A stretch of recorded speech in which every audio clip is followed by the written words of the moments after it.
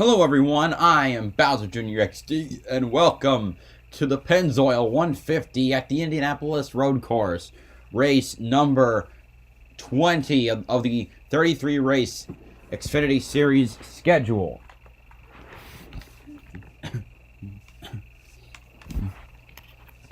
Obviously, we got another road course. Allmendinger, Gibbs are the ones to beat. We've got 8 Cup drivers dipping down. Or double dipping is a better way to say it.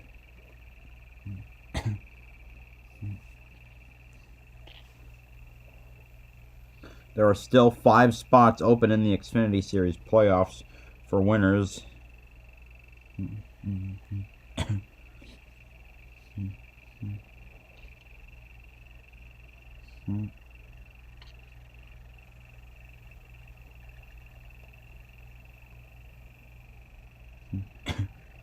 Also, I should also mention, I'm taking a driver safety course that I have to do during this. So at some point you might hear me call on my phone and say numbers. That's just for that course. So just be aware of that. I certainly understand the highs and lows of this place. There's no doubt about it. But I think all the drivers love coming here just because of the history of it. Whether it's the oval or all the new history I think we're making here with this road course. Bring back the oval, please. I miss the oval. Drivers here, obviously coming here, this famous facility, you gotta love this. Well, you love winning here. This is the place everybody wants to win. And this field is stacked. We got a lot of top drivers in it. We got winners that have been brought in for this race and have won all over the place. But I gotta look at AJ Allmendinger, Ty Gibbs, other favorites. Do not sleep on Chase Briscoe. Nobody's got to start in the back, but that guy has a way of finding himself in front of this race. So my man Looney. And my man Looney is streaming as well. I don't know if he would come, but if he would get people here, but no, you never know. It's going to be very important when these crew chiefs decide to pick, try to give all important track position to their driver. 2 great straightaways, but some slow sections where you can be defensive. We've seen it in the past. Burton, you mentioned AJ Allmendinger, you mentioned Ty Gibbs as the favorites. Those guys are regulars in the Xfinity Series. What about these Cup drivers? You got Ross Chastain, one of the best right now in the Cup Series. Can he get up there and challenge the guys? Well, Ross Chastain, I don't think that his equipment is as fast as what he used to, but that's what he grew up doing. He grew up taking cars that aren't exceptionally fast and finding a way to get them to the front. So you're going to see the very best of Ross Chastain today. I really believe that. And we know Chase Briscoe is good. Do you think he can come up there and spoil it? I think anybody can spoil it. I think at the end of the day, if you're in the top 5 when that last restart comes, it's anyone's game. And we're looking forward to it. It's time to get things underway. Let's fire the engine. We go trackside for today's debate. And now for the most famous words in motorsports, please welcome on behalf of Pennzoil from Jiffy Lube, New York, Kevin Thompson. Drivers, start your engine! All right, here we go.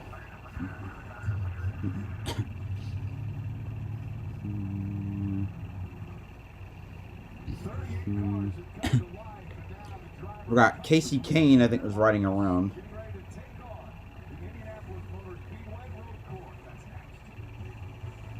At least for like a pace car or whatever. All right, now that we have the command, it's time for me to read off the starting lineup.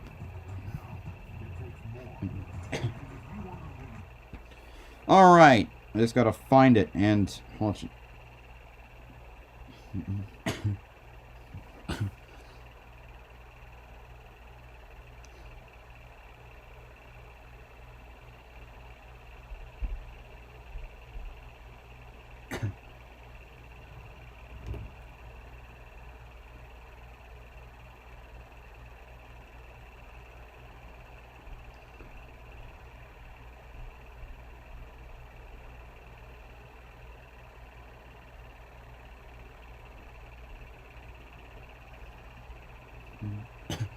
All right, starting 30. First off, Ford DNQs.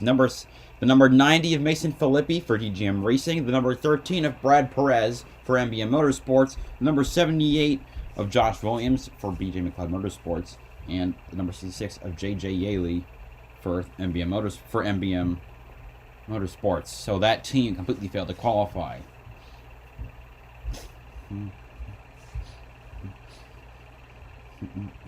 Starting 38th, driving the number 47, Mike Harmon Racing Chevrolet, Brendan Brown. That poor man. Starting 37th, driving the number 35, ProMaster Chevrolet for Emerling Gase Motorsports, Parker Clearman. Starting 36th, driving the number 19, Menards DuPont Air Filters Toyota. That sounds so dirty. For Joe Gibbs Racing, Brandon Jones. Yeah, so Brian Round for Mike Harmon Racing. Forgot to say that, I think. Starting 35th, driving the number 38, Bellhaven Ford. For RSS Racing, Patrick Gallagher. Starting 34th, driving the number 4, Hy-Vee Chevrolet. For JD Motorsports, Bailey Curry. Starting 33rd, driving the number 44, KeenParts.com Chevrolet. For Alpha Prime Racing, Ryan Ellis. Starting 32nd, driving the number 5, Malco Chevrolet for Beach and McLeod Motorsports, Scott Heckert. Starting 31st, driving the number 39, CMR Roofing A-Game Ford. For RSS Racing, Ryan Sieg.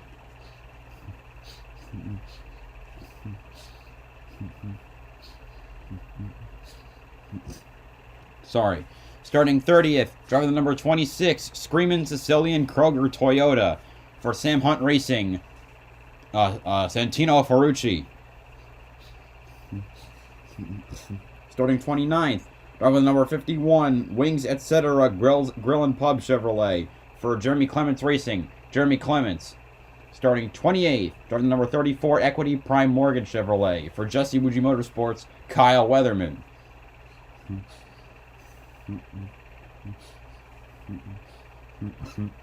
Starting 27th, driving the number 6, Black Hole Ammunition Chevrolet. For JD Motorsports, the first Bushwhacker, Ty Dillon. Starting 26th, driving the number 23, K&L Ready Mix Chevrolet. For Our Motorsports, Anthony Alfredo. Starting 25th, driving the number 31, Louisiana Hot Sauce Chevrolet. For Jordan Anderson Racing, Myatt Snyder. Starting 24th, driving the number 48, Rutabush.com Big Machine Chevrolet. For Big Machine Racing, Anthony Alfredo. No, Kaz Gralla. I'm great. I'm not doing great today. Starting 23rd, driving the number 91, Chinshore Electric Danish Chevrolet. For DGM Racing, Preston Pardis. Starting 22nd, driving the number 08, 08 Ticket Smarter Special Report Ford. For SS Greenlight Racing, Andy Lawley. Starting 21st, driving the number 27, Ergodyne Work Gear Chevrolet. For Our Motorsports, Jeb Burton. Starting 20th, driving the number 68, Maestro's Classic Chevrolet. For Brandonville Motorsports, Austin Dillon. Starting 19th, driving the number 88, Branch Chevrolet. For Junior Motorsports, Miguel Paludo. Starting 18th, driving the number 92, Farmer's Promise Chevrolet. For DGM Racing, Ross Chastain. Starting 17th, driving the number 02, half-off Wholesale Chevrolet. For Our Motorsports, Brett Moffitt. Starting 16th, driving the number 11, AG1 Athletic Green Chevrolet. For Colleague Racing, Daniel Hemrick. Starting 15th, driving the number 2, Wheelin Chevrolet. For Richard Childress Racing, Sheldon Creed. Starting 14th, driving the number 36, Can-Am Chevrolet. For DGM Racing, Alex LeBay. Starting 13th, yeah, LeBay was 14th. Starting 13th, driving the number 18, DoorDash Toyota. For Joe Gibbs Racing, Bubba Wallace. Starting 12th, driving the number 45, Market Rebellion Chevrolet. For Alpha Prime Racing, Sage Karam. Starting 11th, driving the number 10, Stormex Chevrolet. For Colleague Racing, Landon Castle. Starting 10th, driving the number 7, Brandt Precision Build Chevrolet. For Junior Motorsports, Justin Allgaier. Starting 9th, driving the number 21, Bennett Transportation Chevrolet. For Richard Childress Racing, Austin Hill. Starting 8th, Driving the number 8, Jarrett Industries Chevrolet. For Junior Motorsports, Josh Berry. Starting 7th, driving the number 9, Bass Pro Shops True Timber Black Rifle Coffee Company Chevrolet. For Junior Motorsports, Noah Gregson. Starting 6th, driving the number 07, Production Alliance Group Ford. For SS Greenlight Racing, Chase Briscoe. Also, I forgot to mention the Bushwhackers after Ty Dillon. We got Austin Dillon, we got Ross Chastain, we got Bubba Wallace, we got Chase Briscoe. Starting 5th, or actually maybe there might be 7. I probably miscounted somewhere. Starting 5th. Wow, I can't count. Driving the number 1, Huck's Market Chevrolet. For Junior Motorsports, Sam Mayer. Starting 4th, driving the number 17, HendrickCars.com Chevrolet. And my pick to win for Hendrick Motorsports, Alex Bowman. Starting 3rd, driving the number 98, Monster Energy Ford. For Stuart Haas Racing, Riley Herbst. Starting 2nd, driving the number 54, Monster Energy Toyota. For Joe Gibbs Racing, Ty Gibbs. And on the pole, driving the number 16, Nutrient AG Solution Chevrolet.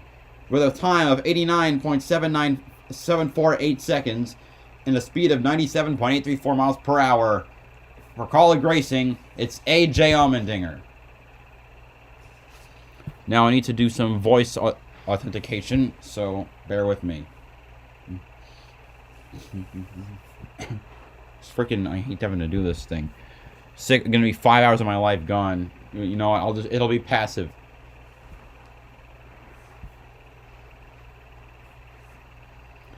All right, so.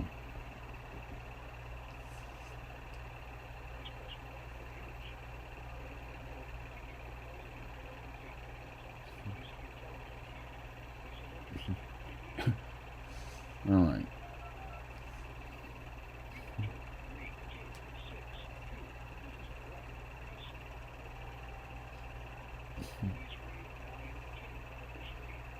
Five, 4, 4, 9, 6, 5, 6, 4, 3, 6, 8, 3, 5, 9, 3, 5.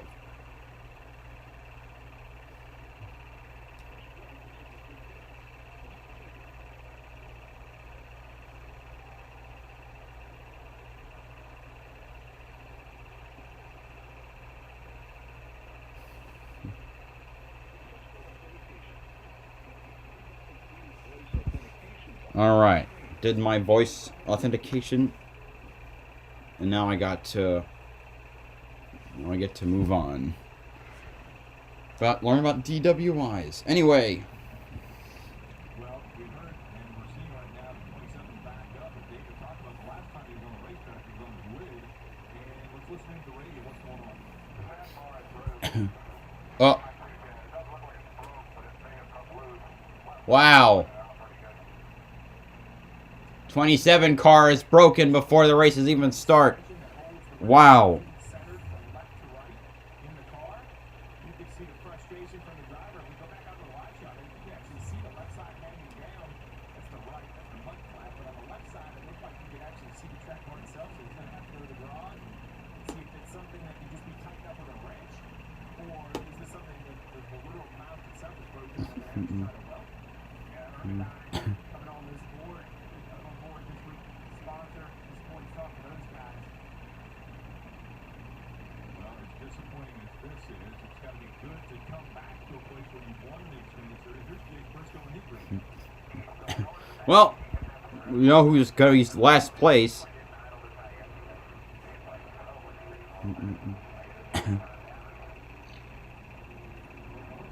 That's really interesting. You know, the idle being up, I don't know why.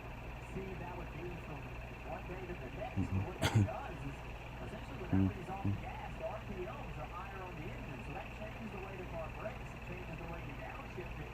He was going that fixed. Gremlins are, I mean, 2 hours with black. Gremlins are, let's see, green flag lap. Speaking of green flag lap, when the green comes out, drivers, can you take us for a lap here? Yeah, let's do it. Indianapolis road course, historic racetrack, long fresh straightaway into turn one, heavy braking zone hitch. A strong right-hander leads to a series of very, very tight and slick corners. Then you go all the way down to turn four. It's such an easy corner to overshoot. They get a long good run exit down the long straightaway here to turn 7. Another great passing opportunity. And once again through 8, 9, 10, a very technical complex. So 11 into turn 12. Turn 12 tough, a very difficult braking zone. Turn 14 is huge because if you don't hit it right, you don't get straightaway speed. Your straightaway is going to go back time. They will be advancing on you, and you will not be able to make an advance on them. The other thing about it is you see how many long, fast corners there are here. It's so tough on tires. These heavy stock cars just torching these Goodyears through there. So making sure your car's balancing right, you're driving it right, inputting it the right way, taking care of those Goodyears over a stand. That's going to be really, really important today. And left rear, 9 right-hand corners, 5 left make up this circuit, which means every time you're turning to the right, that left rear tire as you try to put the power down, he is unhappy with you. He's talking back to the driver. Why are you so hard on me? I'm your success. I'm your friend. I'm here to help you. Don't fight me. Work with me. I speak to the tires because a crew chief who sensing how frustrated they can become. Well, we talked at the top of the show. Drivers doing double duty, getting extra time. The lights are off the pace car, so next time we come around, I forgot Ty Gibbs is the other driver doing double duty. Both of the front row drivers are racing tomorrow. AJ for Colleague, Ty Gibbs for a 2311. Well, we talk a lot about simulation tools and iRacing rigs and all of these different things, and they are good to a point. But there's nothing like the real thing. Now, what is the paint on the Man, I got no one today. How rough are they? How much do tires fall off? You know, there's so many little things that drivers have to learn. It's about keeping good notes. If you came here for the last 10, 15 years, you would have a bunch of notes. But there's just not a lot of history for stock cars on this racetrack. Sheldon Creed, who won the Truck Series Championship a couple years ago. To get to the playoffs this year, he needs to pile on some points. Keep the top 5s coming. When is his best 2 finishes of the year come? The last 2 races. Each time, Marty. Justin Allgaier riding his 4th ever road course win day. He's up there in the red number 7 car with the yellow number, as you see it right there. But he's also on the regular season championship. Now just 16 points behind, sitting in 2nd place. But the man he's fighting for that, AJ Allmendinger. He knows AJ is a favorite today. He's going to fight for pace for that 16 mark again. All right, here we go. Look at them starting to pick up a little.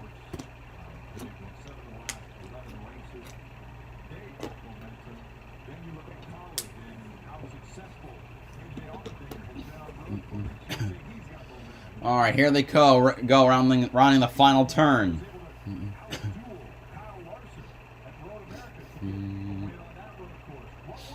Pace car is rolled in. Here we go.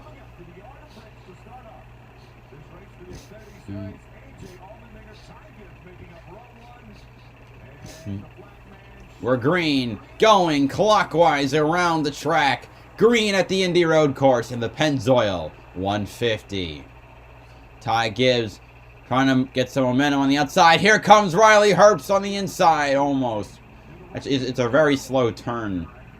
Ty Gibbs will probably have the advantage going through the next turn, but not the 3rd turn. They'll make it through that first turn okay, no crashing.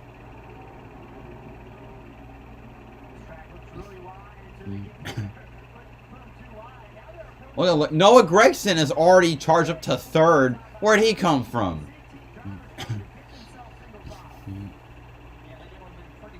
So they fixed one of those turns.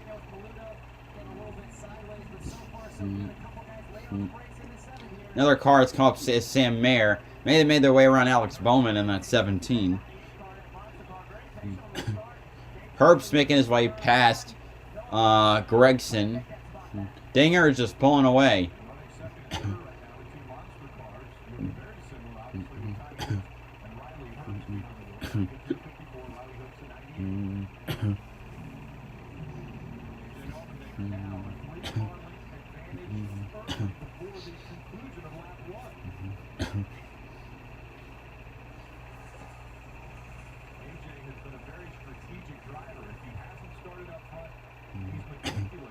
He's going to be 62 laps around the yard of bricks.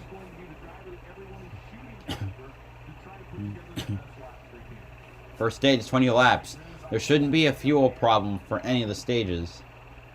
Following the 7 car of Allgaier, he's smart enough not to go side by side in 14 and slow them both down. And then Four of the Hendrick cars plus four of the Junior Motorsports cars plus the Hendrick car are all in a row from 4th to 8th. Gregson, Bowman, Allgaier, Mayer, Berry.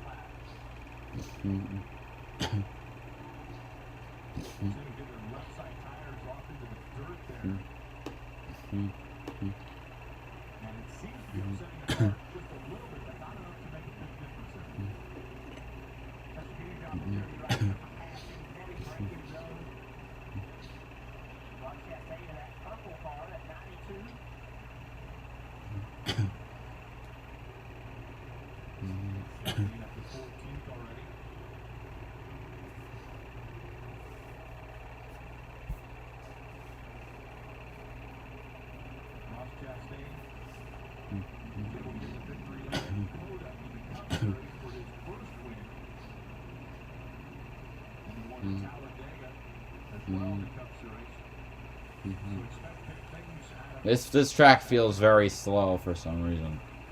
I might just freaking fall asleep.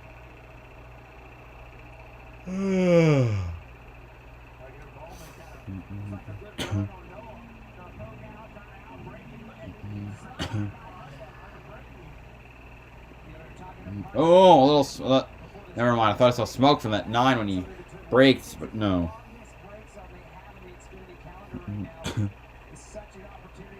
When we're here, don't forget to like and subscribe. Every little bit helps the channel.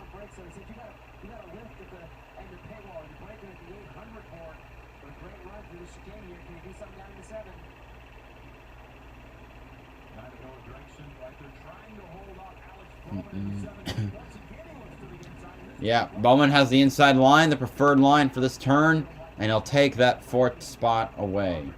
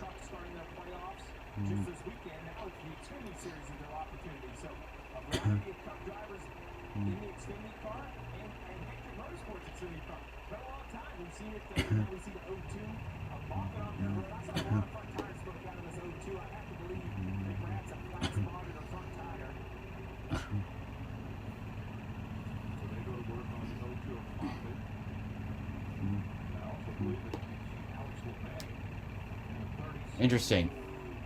Probably so that they can beat everyone later, because everyone else will probably pit at the end of the stage. Or is there something that happened? Oh, I didn't even see it because LeBay locked up a tire.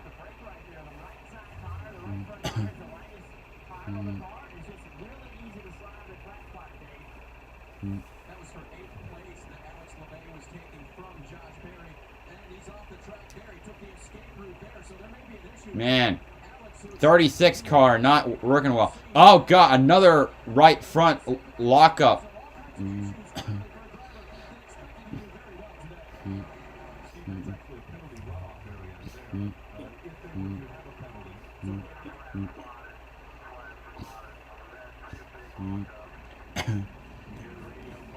The Canadian driver, I believe, a former driver of the Pinty series, came to the Xfinity series, and man, just not great runs. Ryan Sieg pitting.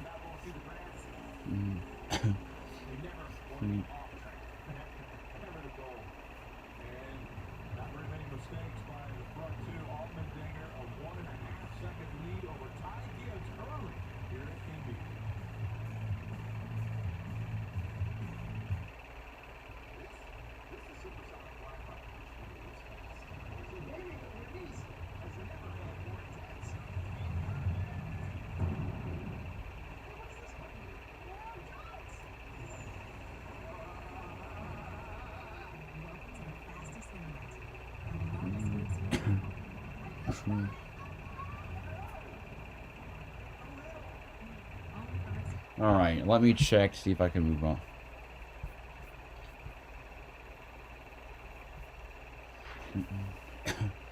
All right.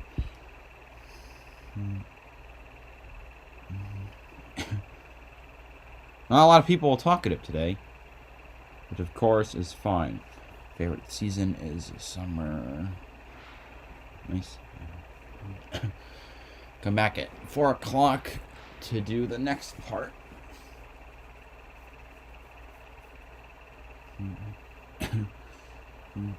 Kligerman already 2 laps down. Jeb did not start the race.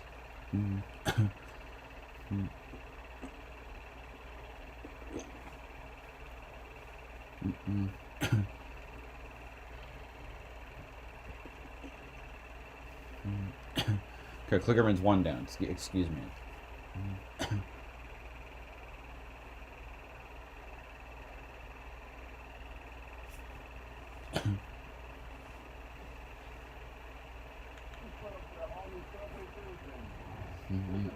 Oh, you've never seen stats like this before, Chuck. New Monster's juicy steak. Hey, but what about the new boss? Meatballs covered in marinara, covered with fresh mozzarella. It looks so good. It makes me hangry. Did you say hungry? And pepperoni, too. Pepperoni? I'm hangry.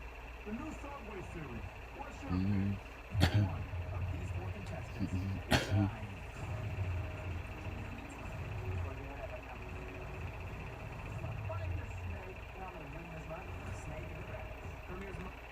A snake in there. It's like the mall, but a ripoff. The Mall, one of my favorite shows of all time. The best seasons with Anderson Cooper. All right.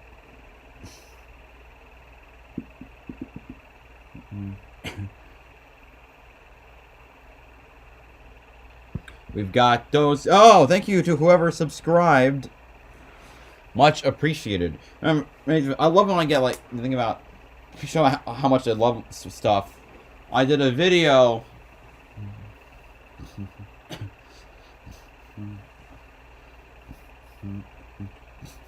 Sorry, I got Tourette syndrome makes sometimes I have to do. I basically have the urge to do actions that are too overwhelming. I did a couple months ago or several months ago a video on the 2004 Truck Series victories, and someone thanked you for because Bobby Hamilton, who was a champion, was one of their favorite drivers. That makes me feel good.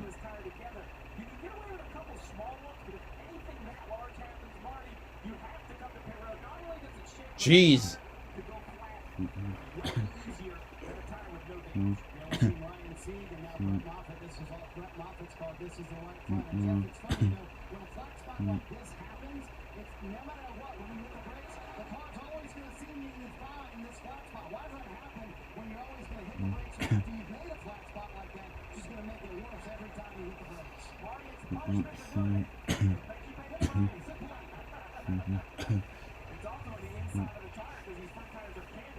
Already up to 44 views. Nice and nice and nice.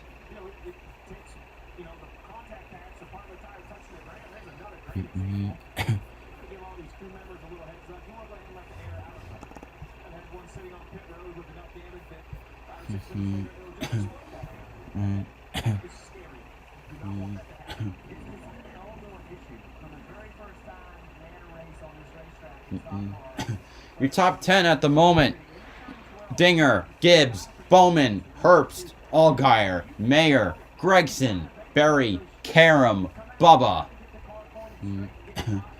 Jeb Burton's been off the start of the race. Kligerman a lap down. Everyone else on the lead lap.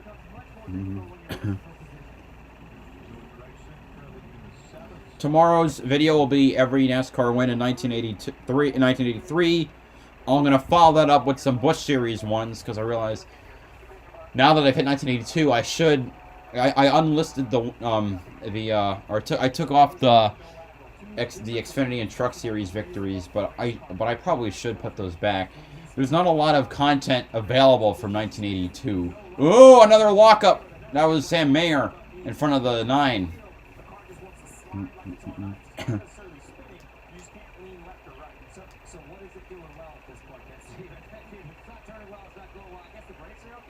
We saw him at one. His brakes didn't look good at all. Well, you see the grass on the grill. That was the first thing I noticed. I wondered if maybe his brake weren't getting a little warm, which grass being kicked up and blocking some of the air cooling. I would say, hey, you're running seventh. I know it's not what you want. Just take a deep breath. I'm going to work on it. Just reassure you it's good enough. I mentioned the grass. It's like, oh boy. Oh man, plowed right through the grass.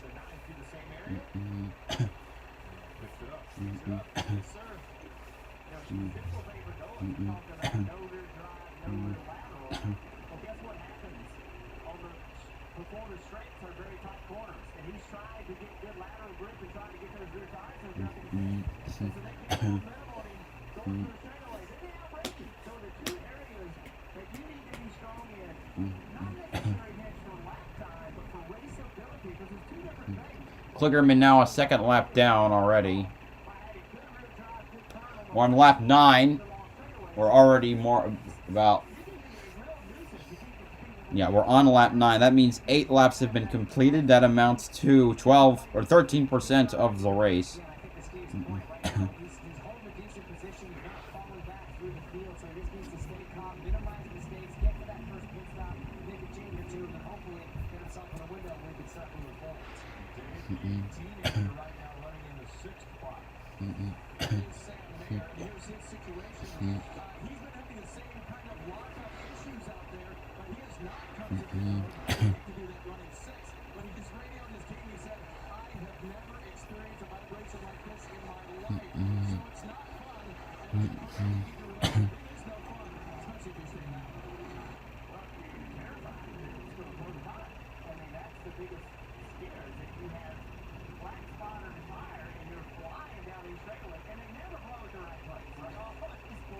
Okay, so now I have to take a module quiz.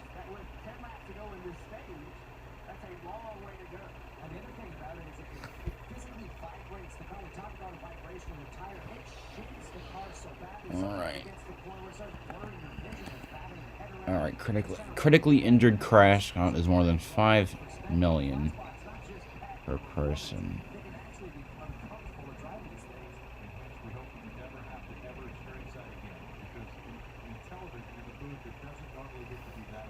So would that be like your seat's got a wonky leg or something? We'll never put you on one of those. Steve, now with Sam Mayer, can he come in a little bit earlier because we're on a road course and not leave the lap? I would absolutely do. There's 52 laps to go in the race, so while you don't want to come only 10 laps into this run, you're right, maybe 7 or 8 more laps, you're inside a fuel window. So I would pick, because you just what the driver's talking about, not only the fear of potential damage of that tire exploding, kind of take your medicine. Sometimes you can try too hard to keep it going in the right direction. You can see the 35-year-old Buddy Parker Clifford behind the wheel doing a nice job. He did a lot of practice. And we're looking at Parker Clifford. You also see Bubba Wallace is on pit road. Marty is scheduled to come in a little earlier. Yeah, he's coming in here too to go in the stage. We'll go check on that for Bubba Wallace. Buddy Parker Clifford. All right, Bubba Wallace pitting.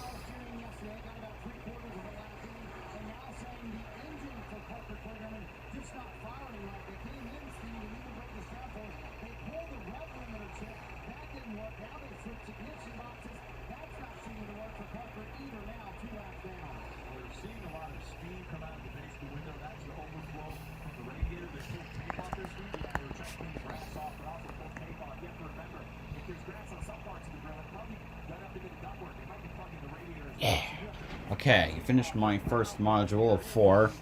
Licensed drivers, more than 3. All 4 people.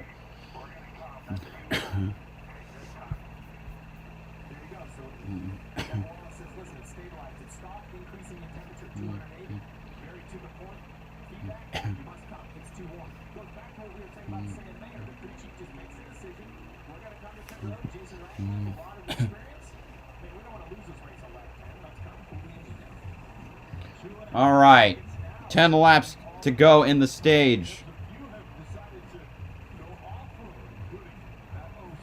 Briscoe. Pretty tame race thus far, I would say, right now.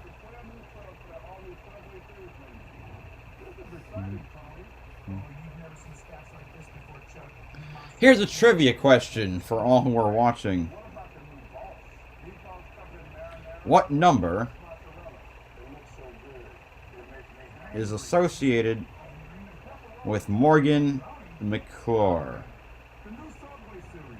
What's your pick?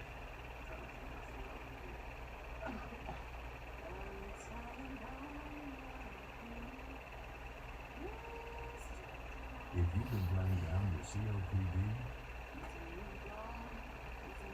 it's time to make a stand. Start a new day with Trojan.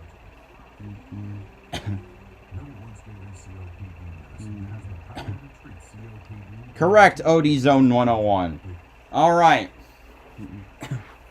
Your next question, because I'm feeling, who was the last driver to win with Morgan McClure? Bonus points. Bonus for the year and the track.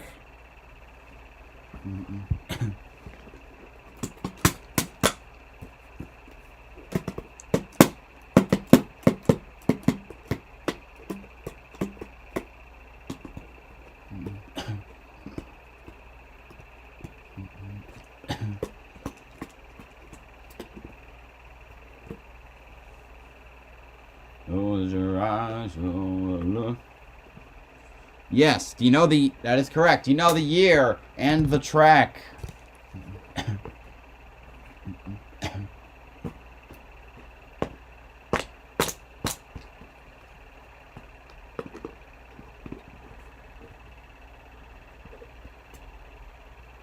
Correct. All right. This is on a Bobby Hamilton spree. What were the numbers of his truck team? He had 2 trucks. And if you don't know the answer, you just need to look to the present day, because one of the teams today uses the same numbers that his team used. And also, while I'm doing all this, I'm going to turn on my good old game for after some of the commercials. A good old NASCAR Thunder 03. As I try to finish all the lightning challenges, because I just want to drive as all the drivers. I believe I'm missing 7 that I can unlock with Thunder plates. The one I really want is Johnny Sauter. Yes, the 4 and the 18. Okay.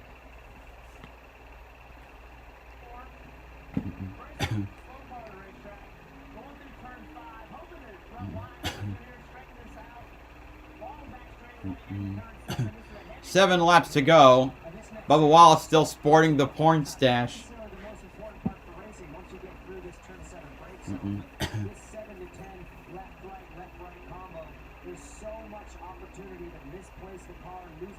Stacy Comp. Like, I'm gonna give a harder one later. Who is the better driver, Jeff Gordon or Martin? Okay, never mind.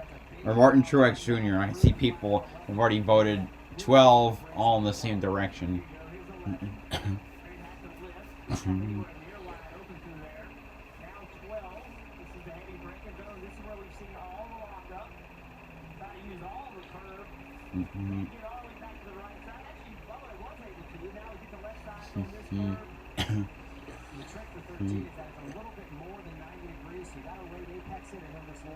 don't know what I was talking about. There was pitting for fuel strategy. They have enough fuel to make it the whole damn stage.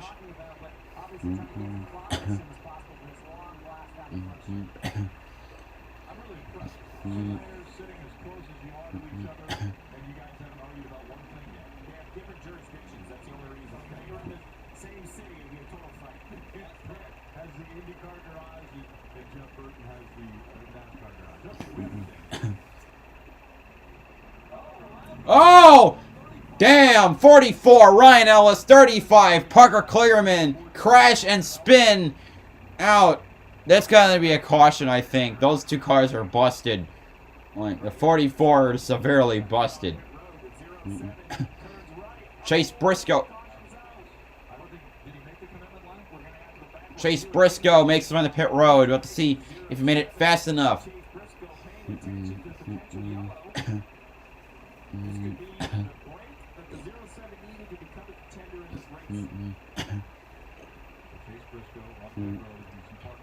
Kligerman, window net's down. He's out. And the 44 has way more damage, so I'm suspecting that he will also be out.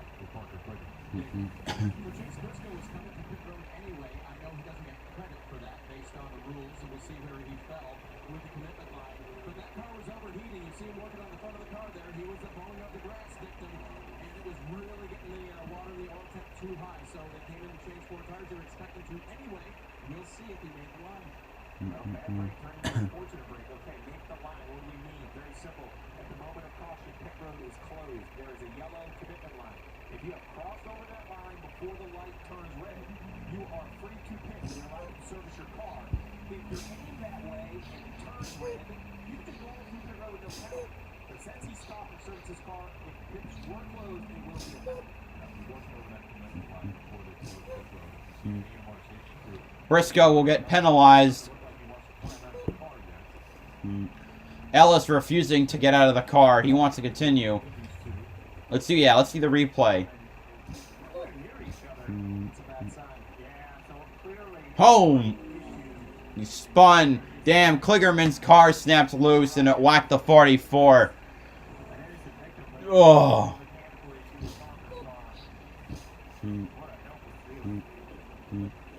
That's gotta suck.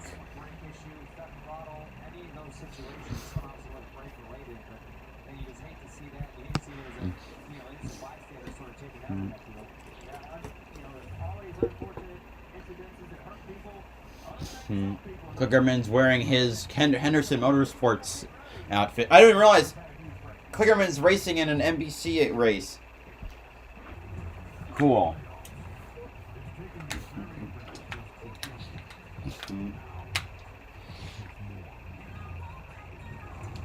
And I won't back down.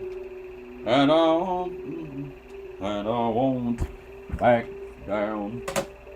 Only you can prevent wildfire.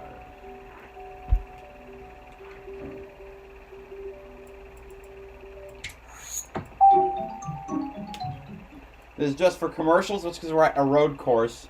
These damn things will take forever. EA Sports. It's in the game. NASCAR Thunder 2003. Yeah. Hard hit for Ellis. Alright, time for me to finish up the lightning challenges as best as I can. Because I don't know how long we're going to be under freaking caution.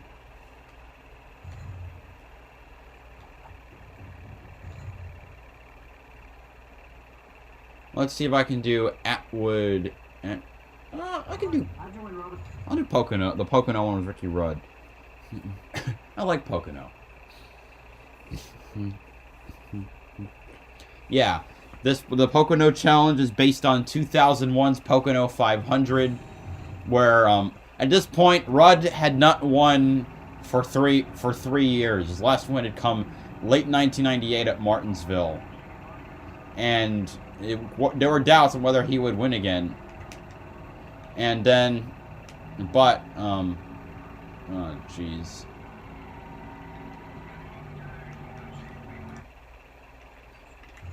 And so he joins Robert. Is also his owner driver stint was starting to decline really badly. Like the team, it was the best owner driver team, but it wasn't really competitive.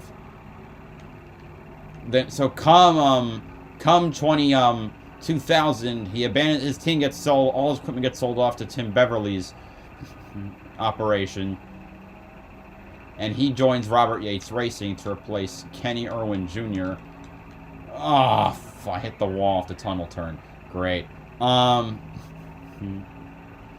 he finishes 5th in the point standings. No win, but a much better performance than he's had in recent years. His best performance, I believe, since he joined Hendrick Motorsports. 1,000, 2-1. Alright, the distance up to Jarrett was cut in half. And I know the turn that I need to work on the most. He didn't enter two that well, so I gotta I mean, it didn't enter turn 1 that well. But 0-1 comes around, and Rudd manages to... he comes very close in multiple races that... in 2 of the races coming up to... damn tunnel turn! I suck through a 90-degree turn. Gotta restart the challenge. I'll just do one more lap and then head back. Actually, I'll just check it right now. But he wins at Pocono after passing Jeff Gordon, who had led the most laps, and Dale Jarrett, who is the current leader. Alright. Anyway, a lot of people coming in. Right now, I'm playing NASCAR under 03 while we're under caution. I see you, Jeff. You're not going to get past me. Alright. We got a very specific strategy for not spinning out, which is just to mash the A button instead of pumping it down, holding it down.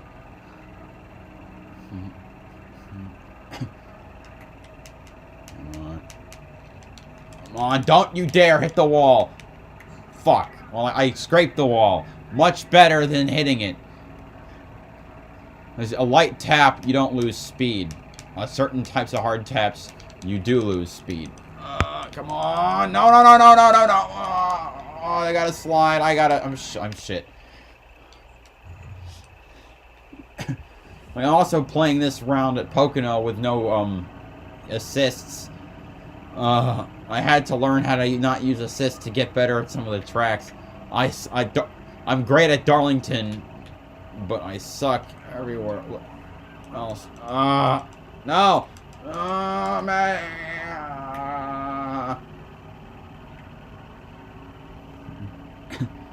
Alright.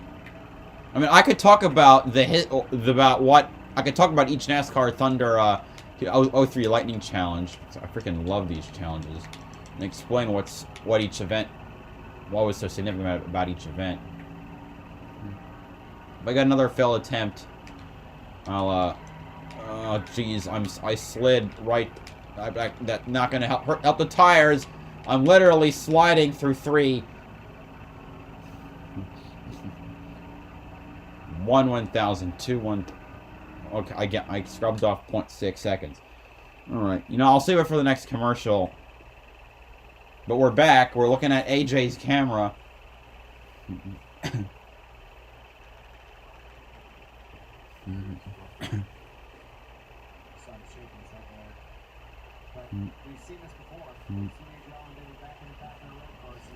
Alright.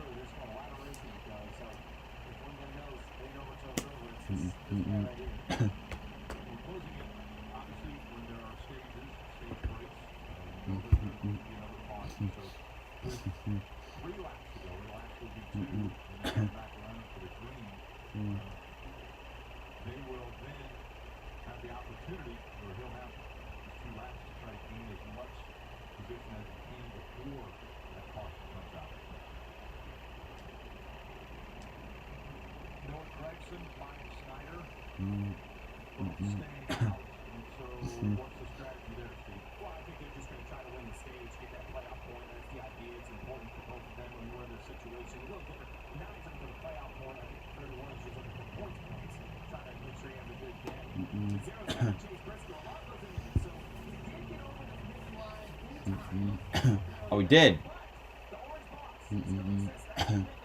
You cannot touch the box.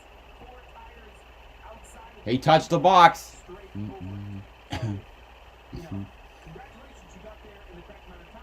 Yeah, but you ran over the box. Penalty for Briscoe. So all of that is a great job. I mean, you see the curving there, but these are the small details. Now, why is he running a Saturday race? He won't make a mistake on Sunday. You know, that might just save the Sunday penalty. That'll be a penalty for the 07. I hope that the Cup drivers are watching today. Because if they are, they just learned a valuable lesson. You would hope the spotters and everybody along pit road are telling the drivers right now to be careful, because that was a mistake that is usually made in this race. But what's funny to me, or interesting to me, is he didn't even look like he tried to do. I mean, he was 3/4 of the car on the right side of that. And I think that's the problem. Done the preparation and everything involved, not to know it's there. The other thing, Steve, you were just pointing it out. The commitment line and the pit road speed line are 2 different places. So he was trying to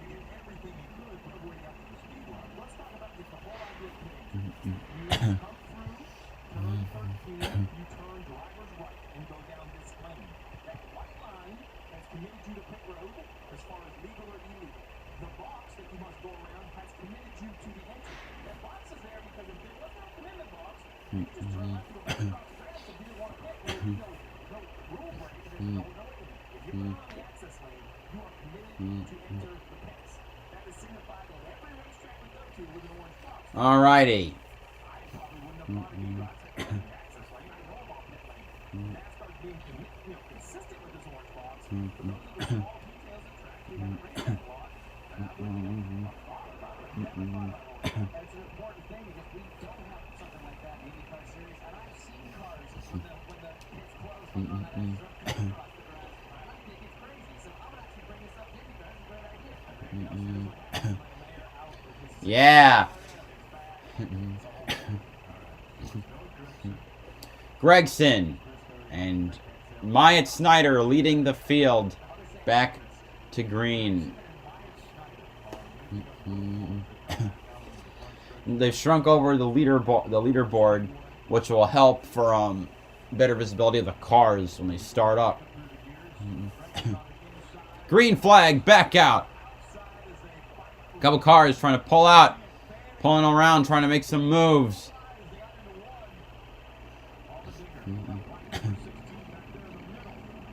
Here's that turn.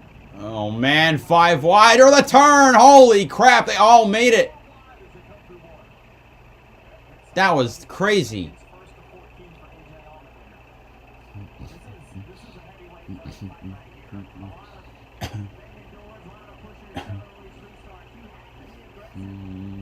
Ooh, a little walk up. Several cars going off. Way off. Ty Gibbs started 3rd. He's now 5th. And I think Herbst is going to pass him. Oh, and the Gibbs just slammed the 98. What the heck was that about? Now Sam Mayer getting past him. The 54, like something is like broken in that thing. That thing has lost all of its speed. Down to... My goodness. Gregson will lead the field back. Well, now it's through 8, 7, 8, 9.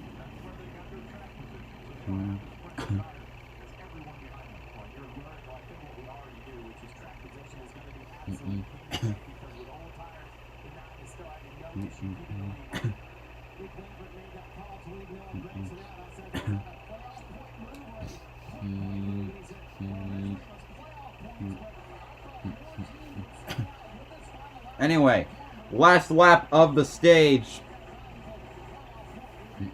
Gregson and Snyder were the only 2 cars that stayed out.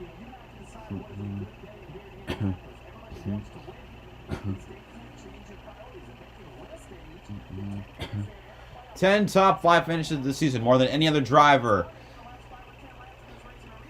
Anyway, making his way 4, 5, and 6.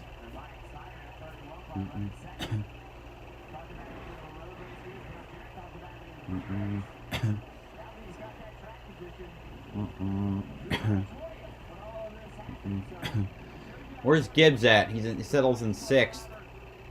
Or no, I thought Mayer was past him. Now he got his car going again. Okay.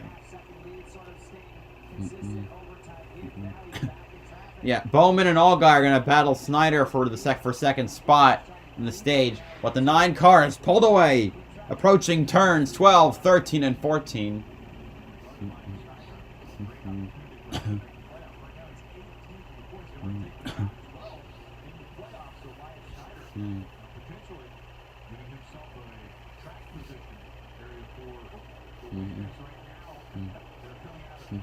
Out of 14, Gregson wins stage 1. Snyder, Bowman, Allgaier, Herbst, Gibbs. A car couldn't figure out. Then Creed, Dinger, and Mayer. Who was the 7th place car that I couldn't place? It was Josh Berry. Then Sheldon Creed, AJ Allmendinger, Sam Mayer.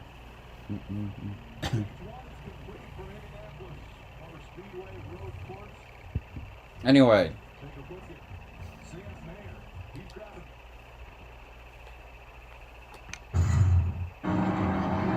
While we're under caution, I'm going to go back to this mission.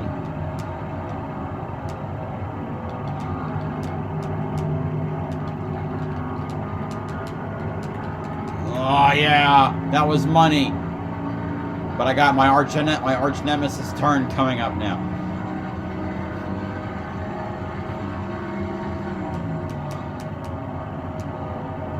I don't care how much speed I lose off this turn. I just don't want to crash into it again.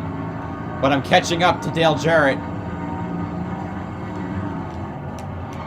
Oh, I swung wide in 3. But I can draft up to him at this point. I've got the speed. I have the momentum. 3 laps to go in this challenge. Rudd going for that first win in a long time. I'm trying to remember how many wins Ricky Rudd had. I believe he had 23 in his career. In 2003, he won. In 2001, he won twice. Pocono, the first race at Pocono, and the second race at Richmond after a tumble with Kevin Harvick, which deserves its own challenge because of how insane. He made a save where he was 45 degrees the wrong way, and he got it back facing forward. And then 03, he won at Sonoma. 02, his final win was at Sonoma. Hello, DJ. Hope you don't mind a little bump. Oh, shit. I lost a bunch of speed.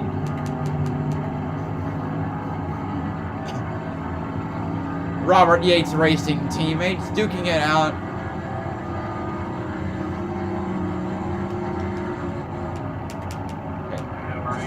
To use the 88 as the 88 was my bumper there. I bumped into him and used him to tank my way through the tunnel turn.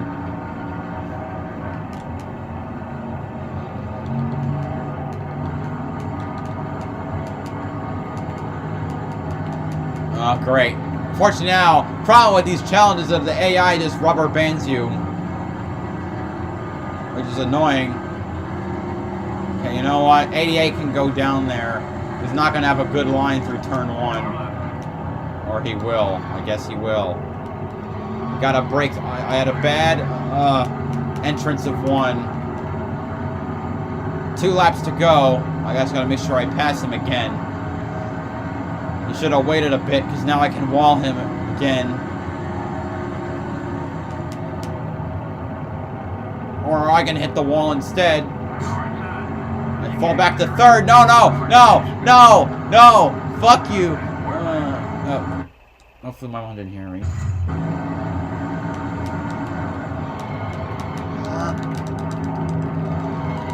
No. Piss. I blew it. Restart. Oh, man.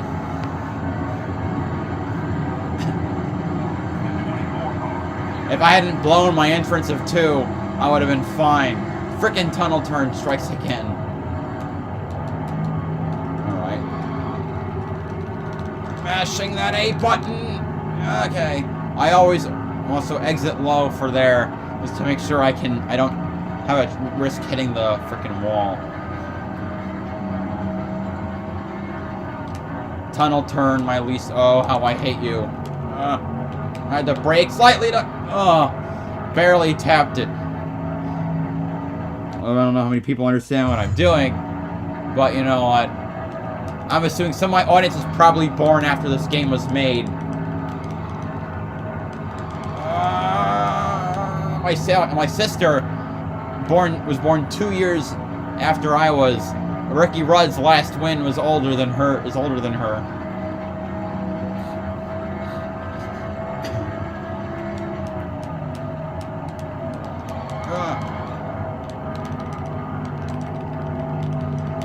So slightly. Okay.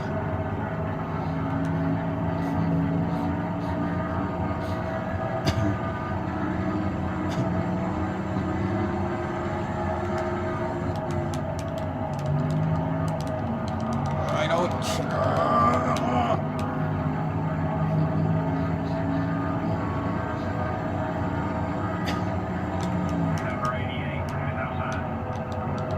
Giving me room on the bottom. Because Dale Jarrett is a gentleman.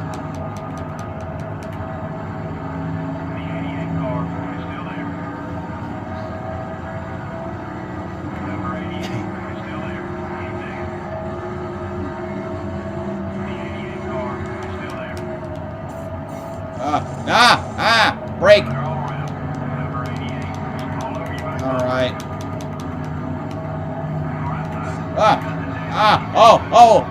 Oh, man. He tagged my bumper, and he got slowed up, and he fell back. I'm gonna put that on him. Ah! Slow, slow. Ah! Tunnel turn. Ah! Fuck, I hit that turn. Anyway, I'm gonna check if we're back yet. Right. And like, I mean, obviously, drivers talk about the tunnel turn as the hardest part of the track. I mean, if you don't nail it, you're either sliding your way through it, or you're kaput. And I got a bad angle to enter turn 3.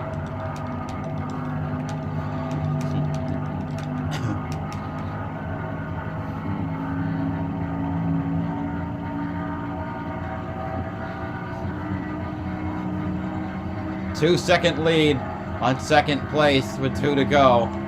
Brake hard. Get down. Just a bit of brake to make sure I get the car pointed in the right direction. Might cost me a bit of time.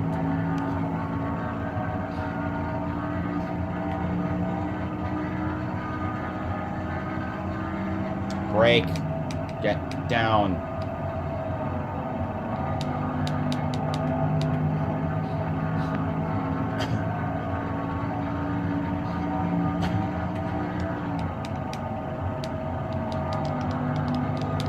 Not a great entrance. A 3 again. Not horrendous though. Good run off of the corner. Oh man, they caught up on me pretty badly though. They gained a lot of time. I gotta. Shoot! I went wide and won.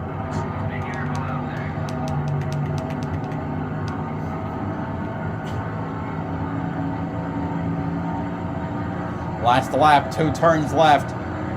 I gotta take this turn so well. I can see 88's gonna be right on my ass like a hemorrhoid. So is the 24. One time, I can't afford to have a bad turn. Come on! Alright, final run of the finish. Who's gonna win? Is it gonna be me? Yes, it will be me. Alrighty. Cleared the challenge, so that's always nice. No, I mean, it's a caution on a road course. Yeah, we're still under caution because it's the end of stage 1. You know, road course cautions take a long time. So I figured I'd play NASCAR Thunder 03.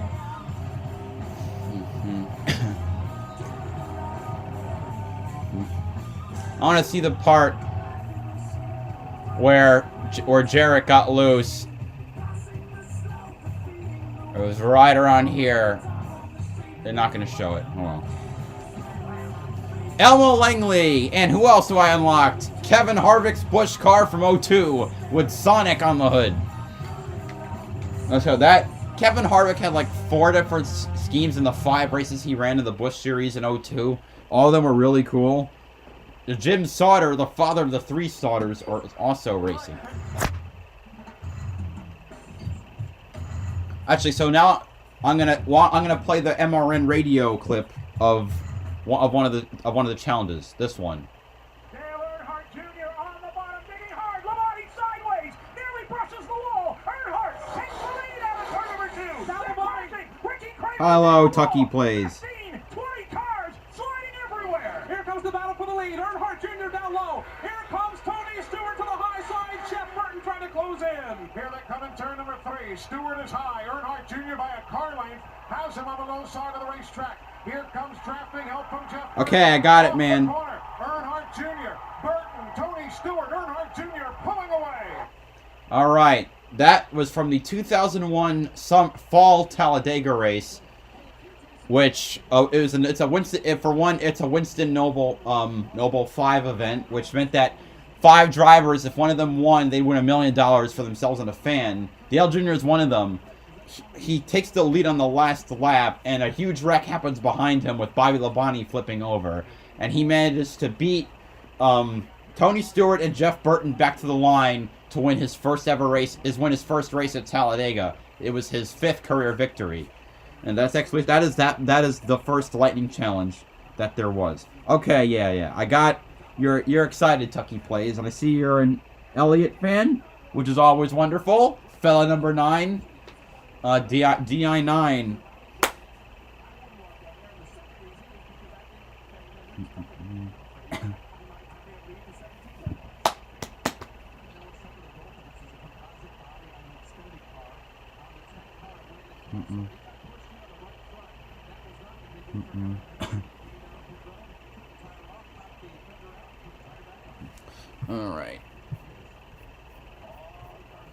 All right. I may need to do some voice authentication in just a moment. But they're out to restart with Bowman leading and Allgaier in the outside.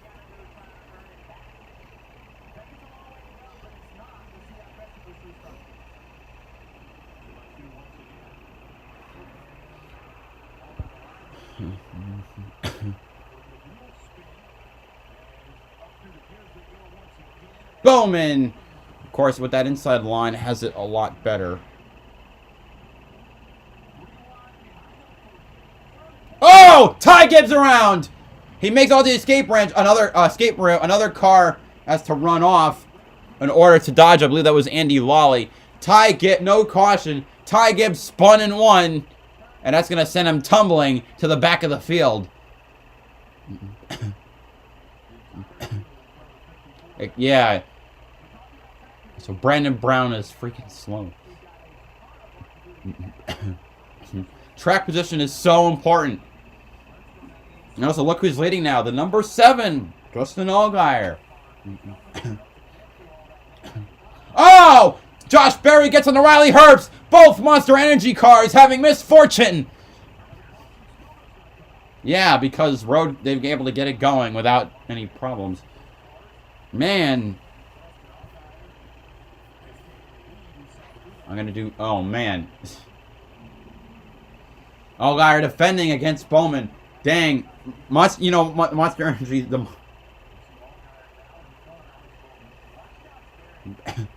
Oh, did he cause both of them to crash? Wow. Courtesy of Josh Berry.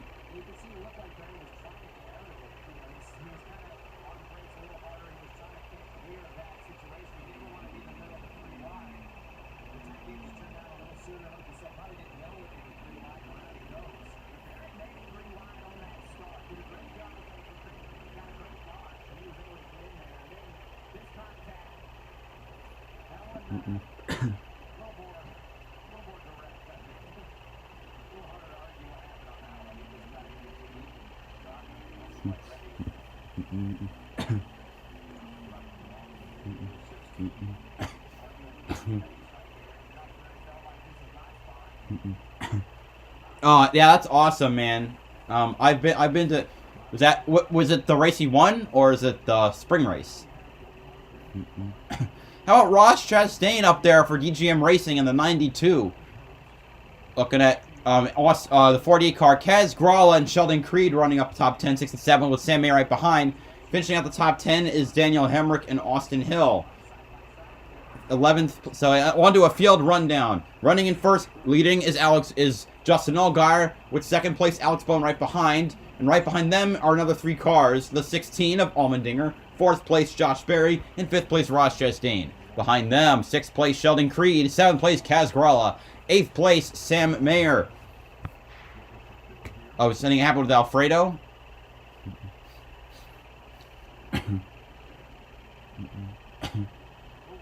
Ooh, damn, Alfredo spun as well. Right in front of Sage Karam. And we got a caution for debris. 8th place, Sam Mayer. 9th place is Daniel Hemrick. And 10th place is Austin Hill. 11th place, Anthony Alfredo. 12th place, Miguel Paludo. Sorry, 11th place, Miguel Paludo. 12th place, Sage Karam. 13th is Noah Gregson, who had to pit on the restart, before the restart. 14th place is Ty Dillon in that 6th car. Finally, good run for him. 15th, Brandon Jones. 16th, Andy Lawley. 17th, Alex LeBay after his problems early on. 18th, Myatt Snyder, who also had to pit. 19th, Brett Moffitt. 20th to 26th of Santino Ferrucci. 21st is Bubba Wallace. 22nd, Jeremy Clements. 23rd, Anthony Alfredo after his spin. 24th, Landon Castle. 25th is Chase Briscoe. 26th, Anthony Alfredo. 27. Sorry, everything is getting moved around. So then 23rd, Curry. 24th, Castile. 25th, Briscoe. 26th, Alfredo. 27th is Preston Pardis. 28th is Ty Gibbs. 29th, Ryan Sieg. 30th, Kyle Weatherman. 31st, Riley Herbst. 32nd, Patrick Gallagher. 33rd, Scott Heckert. 34th, Brandon Brown. 35th, Austin Dillon. The rest of the cars are all out or have a lot of problems. Hello, Stacy Bowling. Yes, Gregson won stage 1.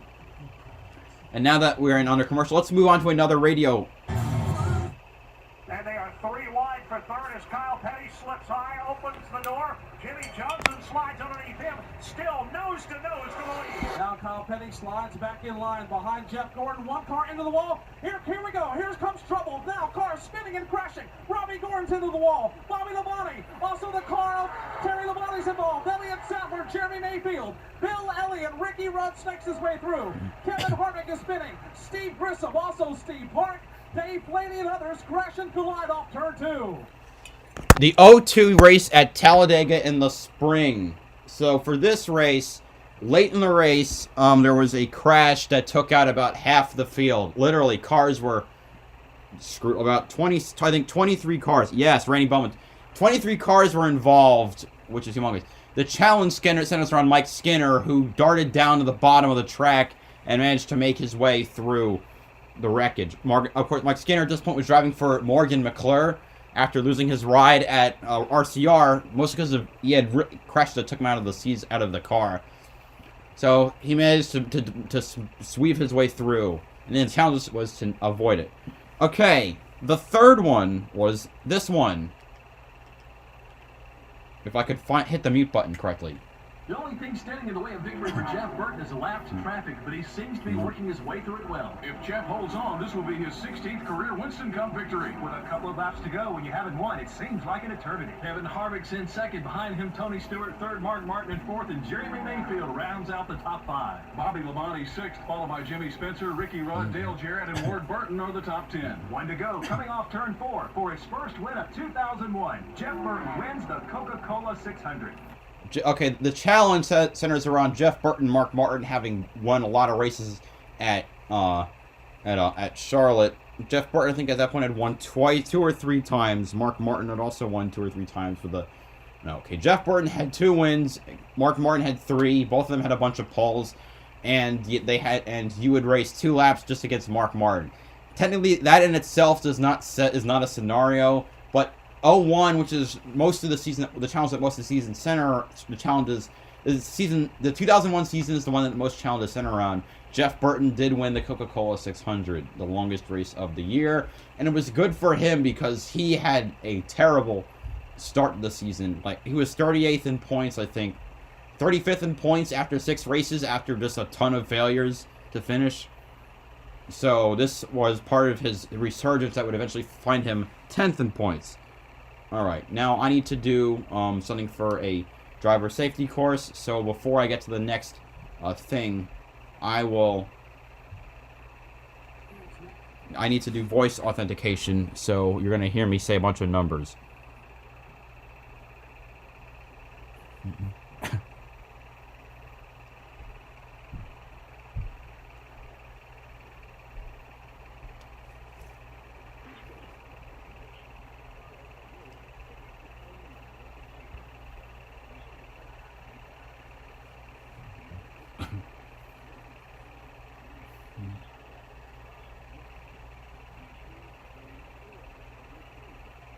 2598632239855689.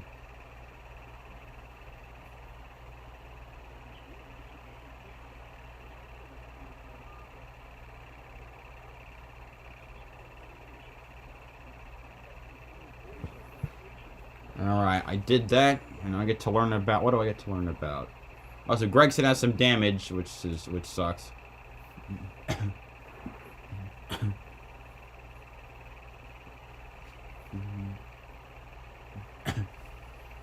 Right next to Ty Dillon. Oh man. Oh, I see that his right front. No, he's not in the pit road. I can see that left front of his front part just looks like it's gonna fall off, which is never good. You need that sheet metal. Learn about DWI prevention. All right. Anyway, pace car is off. Once again, it'll be Bowman and Allgaier leading the field back to the green.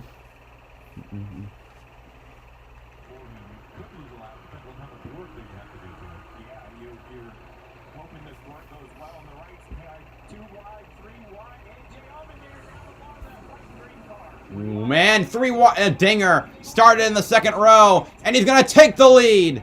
Wow, Bowman to second, Allgaier third, Creed coming along the outside to try and take that third spot, but no.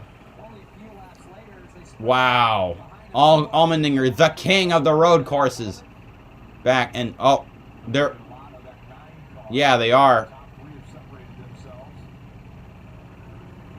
A car loose. It is, the 26 car, Ferrucci. Wow, what a save.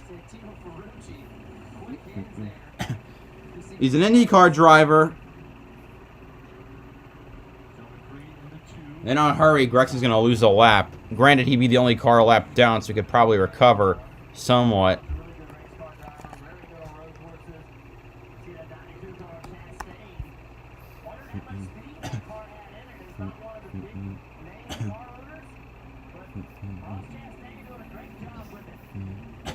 DGM Racing, the main owner of that being Mark Gosselin.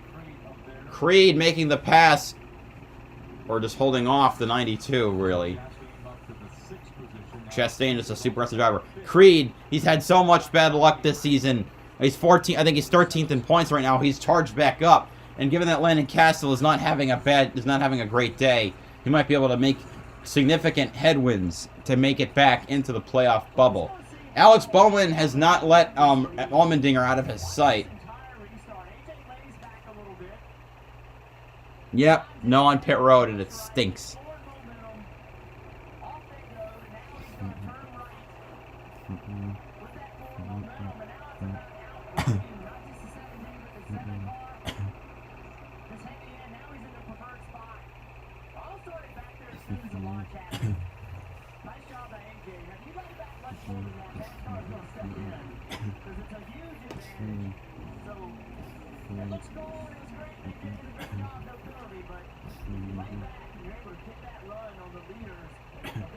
So wait, Gregson is...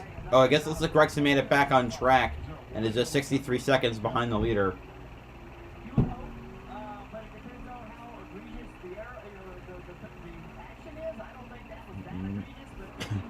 He's still battling with Chastain for 5th.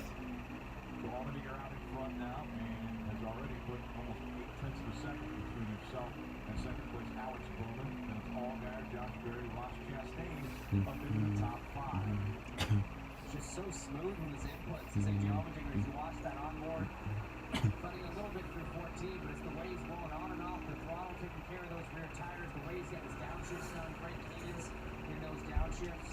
It almost looks like he's it's definitely not easy. I know he's working hard out there, but it almost looks like a Sunday drive from where he's sitting. And huge, this is huge for Alex Bowman. This is why he wins this race. He knows he needs to become a better road racer. And now, one of the very best, the guy that's won the Cup Series, won Xfinity Series, won IndyCar. Guy's won everything. Now you get clean racetrack directly behind him. This is a great opportunity for Alex Bowman to learn where some speed is. Some speed and some racecraft as well, Jeff. I mean, you got to think. AJ's won 3 of the last 4 road course races in Xfinity. He's the defending race winner here in the Cup Series in Indinapolis. So if you're going to learn off someone, this is the guy you want to learn off from. This is great experience and a great opportunity for Bowman to just start taking some notes. Even if he doesn't win this race today. Oh, come on. Bubba Wallace off the track. What happened? What happened to Bubba?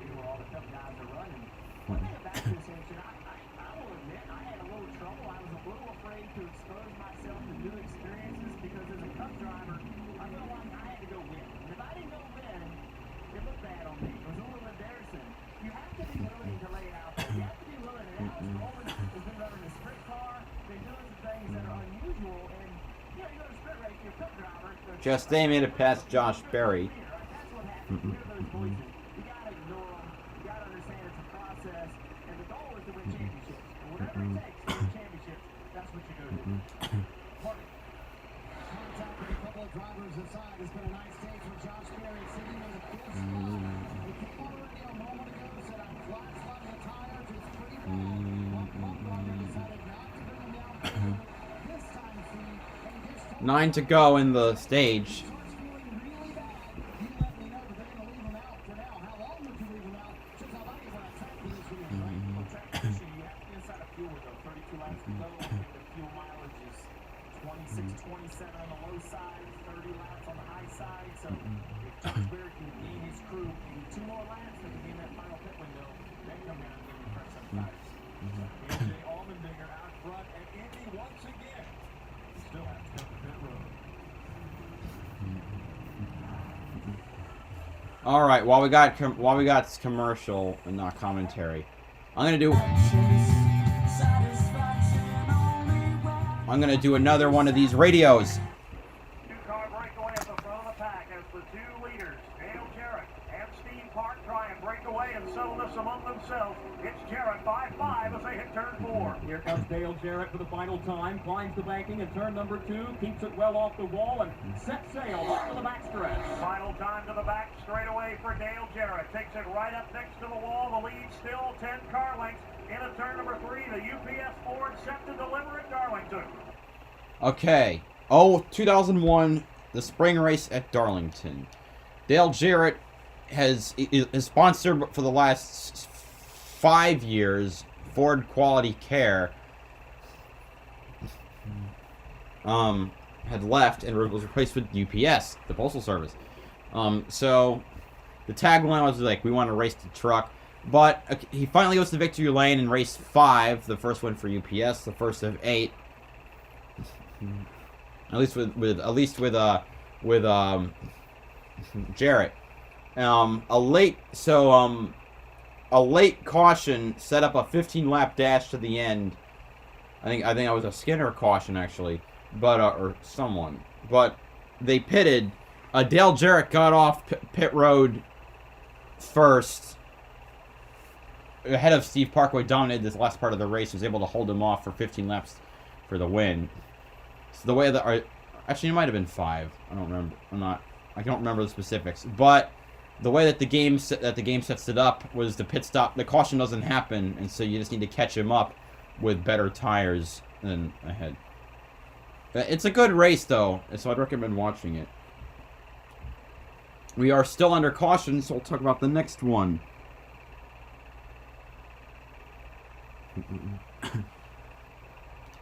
Alright, what's the next one?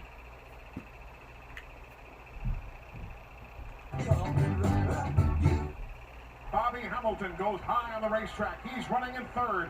The top 3 single file. Bobby the Body, Tony Stewart, Bobby Hamilton. Here comes Earnhardt Jr. He's to Hamilton's inside in 3. Hamilton trying to put the squeeze on him. Will close him off on the inside. Bobby Hamilton trying to get out of that pack of traffic as Earnhardt dived underneath, trying to take the lead going to turn number 1. He squeezes Bobby the Body high. They go side to side to turn 1. Bobby the Body leads. Tony Stewart is 2nd. Bobby Hamilton runs in 3rd. Okay. Bobby Hamilton won the spring race at Talladega in 2001. His last win of his career. Okay, Dinger leads, but he's in position to repeat at the fall race, the same one that Dale Jr. won.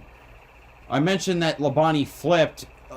Going to last lap, Hamilton moves up to pass Labonte, and Labonte blocks him, and when they both try to get back down, Labonte misjudges his ability to keep clear, and causes the wreck, and Hamilton ends up finishing 5th.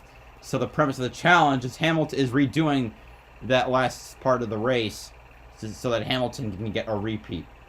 But I think the more important part for Hamilton was him winning that race, was him winning the Talladega race, the final Cup race of his career, the only one with Andy Petrie. Sheldon Creed and Mike Snyder are now pitting.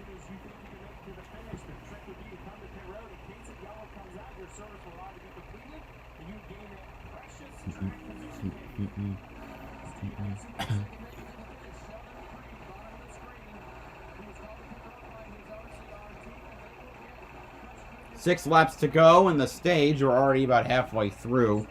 Race has been proceeding along nice and quickly.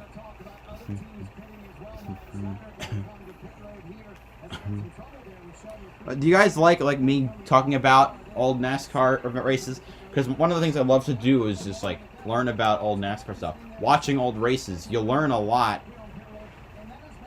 You experience moments that compilation makers just never get to. Because they're not super well known. Oh.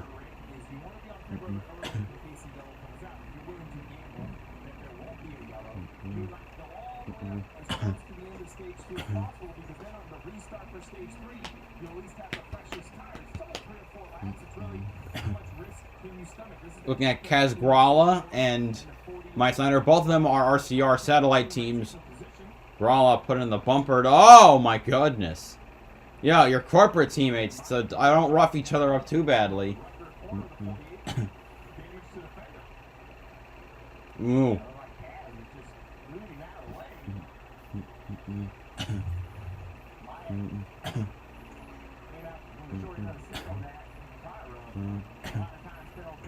Five to go.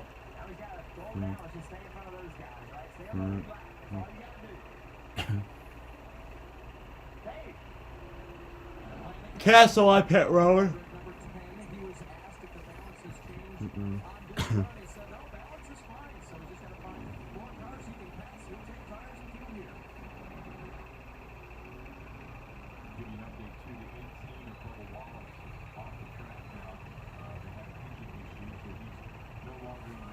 Of course, engine failure.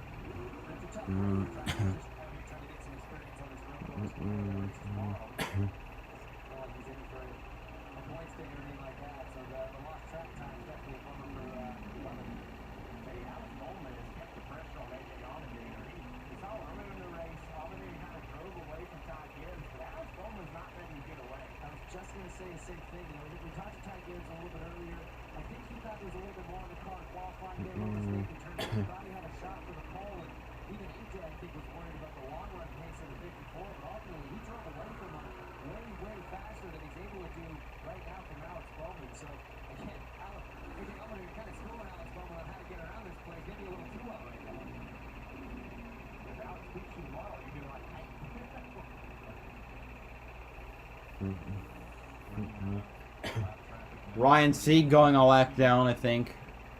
Yeah.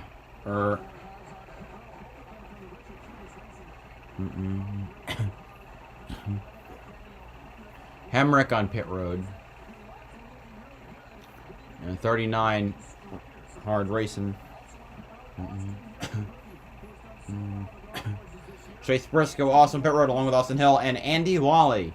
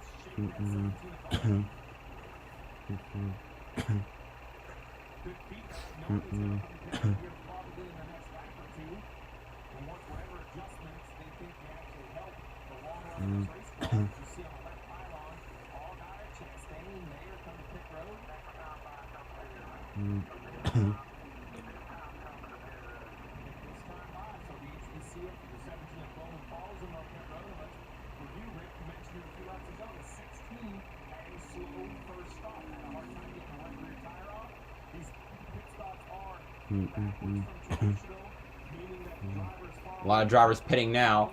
They'll be closed when the leader crosses the line with 3 to go. He's on the back part of the track. He's about to lap Andy Lawley.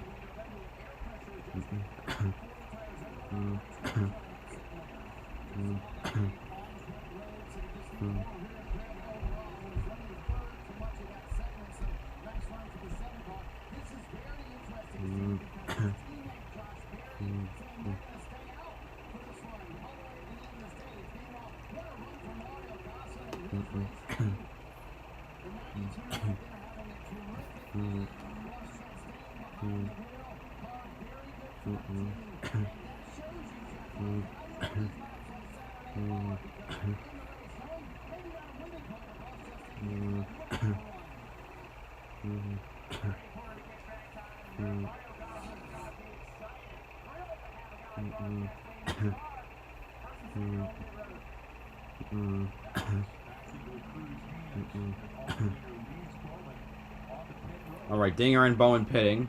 Don't want to be left out.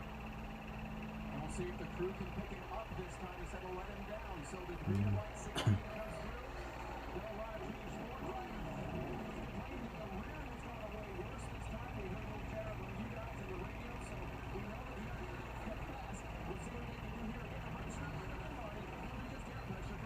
Get the pressure. Just air pressure for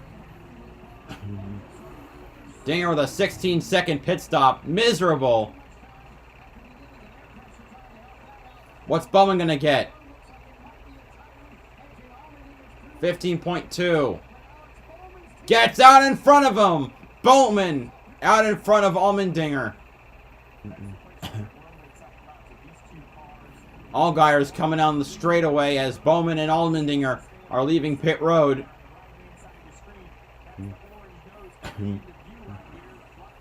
Bowman beats Dinger off, and Allgaier is a ways behind them.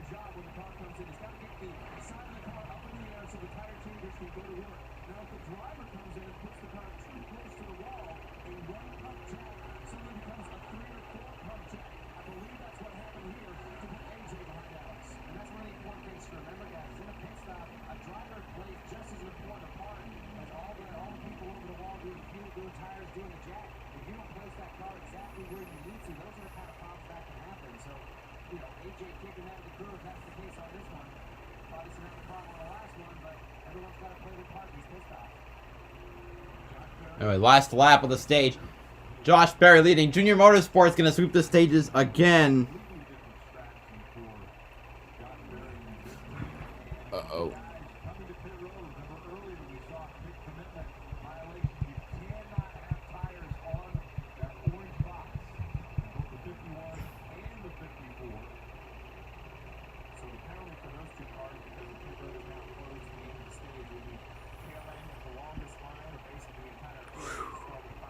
Almost forgot to answer a personal question on there, and that would have been worth a penalty. And if I get 4 penalties, I need to restart this course a 3rd time. Anyway,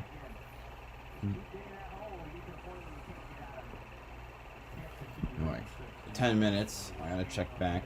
Anyway, Josh Berry coming around. He's gonna win stage 2. Well, the rest of the field is going to be a ways behind. I think Preston Pardis is second. Sorry, LeBay is second. Next up, Kaz Gralla third. Okay, let's check this. 4th place goes to No.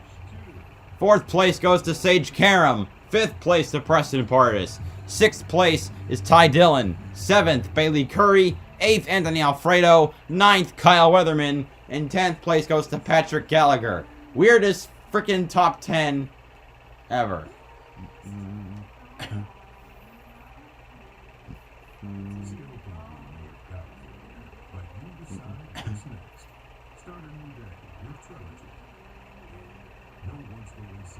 All right. What's the next thing to talk about? This one. Stewart changes lanes. He'll grab the third spot. Trouble. Rusty Wallace spins off turn 2.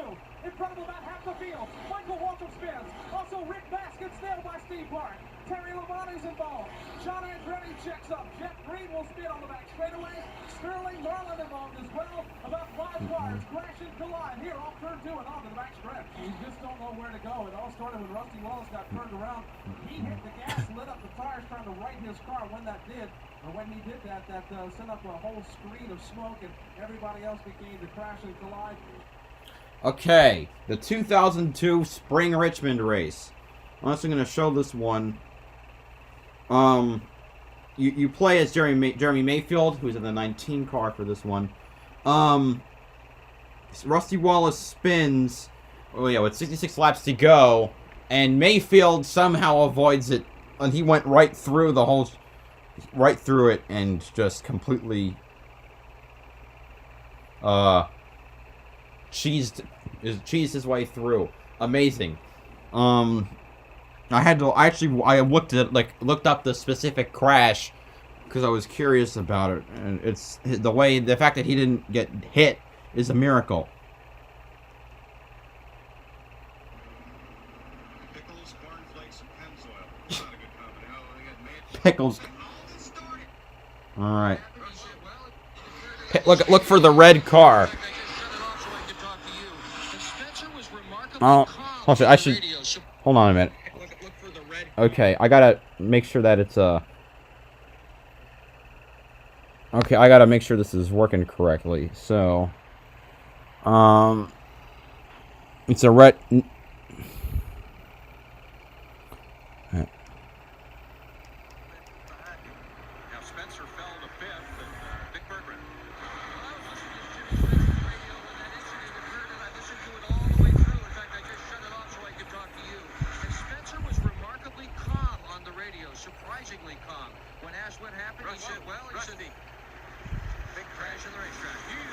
You see, yeah, Mayfield was the car on the left.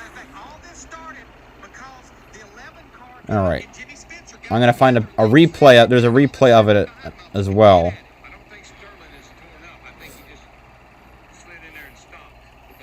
Also, this is hilarious. Pickles, cornflakes, and Pennzoil. It's not a good combination. Oh, they got Yeah. mayonnaise in there too, so it's. See Jeff Green, Kevin Harvick from above. A little hard to see, but Mayfield snookered his way through that.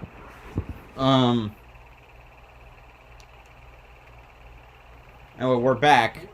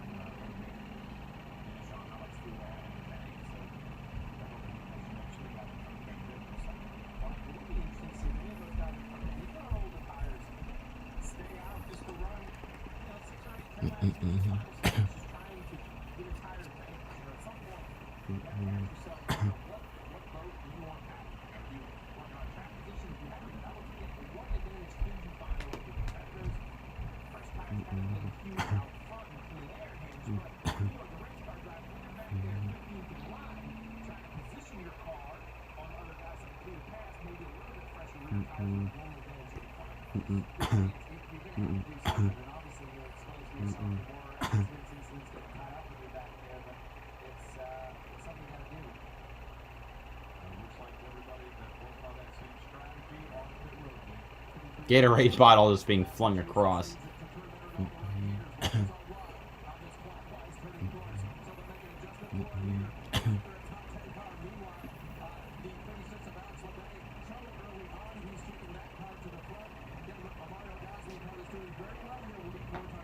Oh.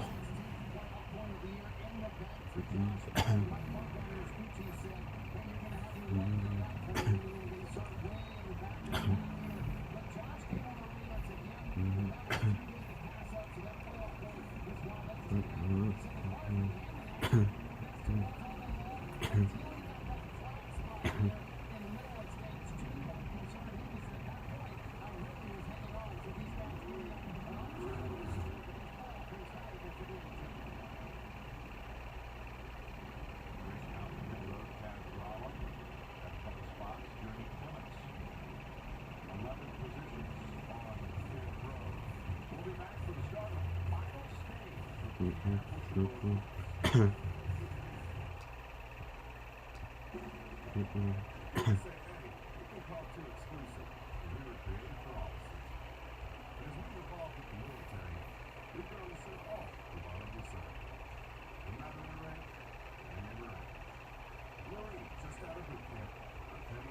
God. Someone in Discord sent me a picture of Sharon Stone. Oh my God. It's like the boner I needed. Alright, the next challenge is this one. Green flag is out. We're going back to it with now just 3 laps remaining in the Daytona 500.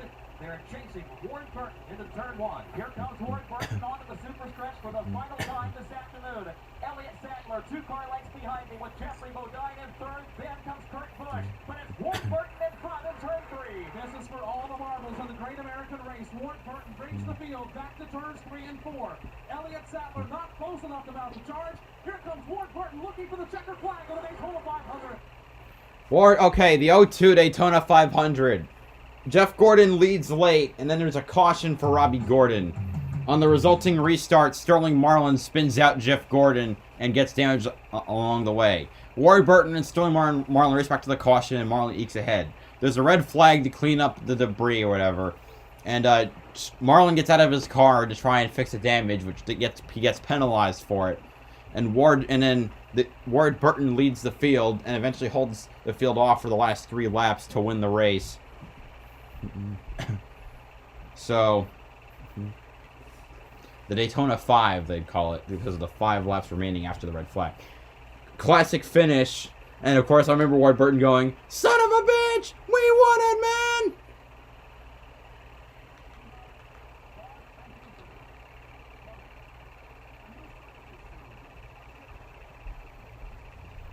man!" One more before we go back. The next one is one that many maybe people here might know. Jimmy Johnson looking to his outside of the right elbow, and Johnson powerfully moving to the outside. He'll take over the lead, headed to turn 3. At the front of the pack, it continues to be Jimmy Johnson. 4 laps to go now. The Winston Cup Series rookie. Jimmy Johnson on the point, leads the field into 1. Jimmy Johnson working the middle groove, doing nothing dramatic here. Kurt Busch sliding it just ever so slightly off the corner. Still chasing Jimmy into turn 3. Jimmy Johnson out of El Cajon, California, has a lead of about 6 car lengths, making 6.5 over Kurt Busch. Busch doing everything he can to tighten it up to about 5 car lengths, but it's still Jimmy Johnson leading the field off of turn 2.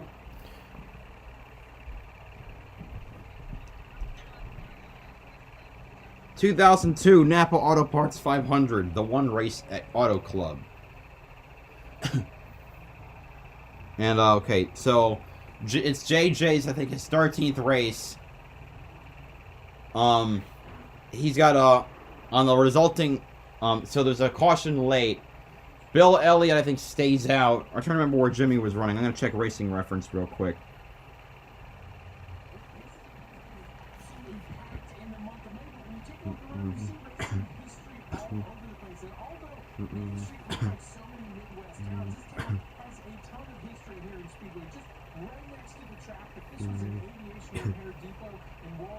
Kurt Busch had taken back the lead. There's a pit stop, and Bill Elliott stays out while the rest of the field pits. Jimmy Johnson takes 2 tires while the rest of the cars behind him take 4, and that gets him out ahead of everyone. The last 15 laps, Jimmy Johnson manages to hold off Kurt Busch to take his first victory. The setup in NASCAR Thunder resets the field with 5 to go instead of 15. Well, California is an easy track to drive, and it's a good challenge.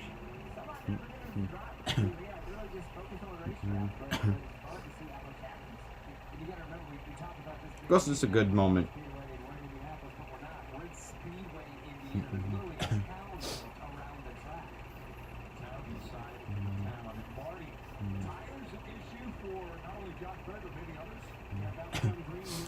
It's going to be a 22-lap stage. Holy.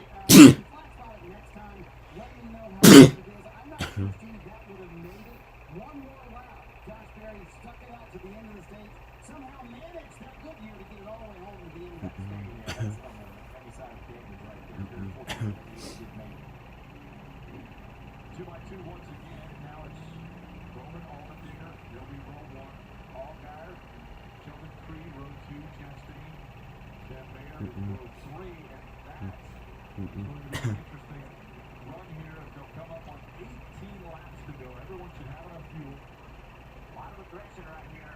You have to be aggressive. You have to stand your ground. You have to try to Here we go. We're going back to green. Final stage about to begin. Bowman, Allmendinger making up the front row. Couldn't agree more. Keep the tires up. 18 to go. Ooh, Dinger, looks like he didn't get as good a start as Bowman did.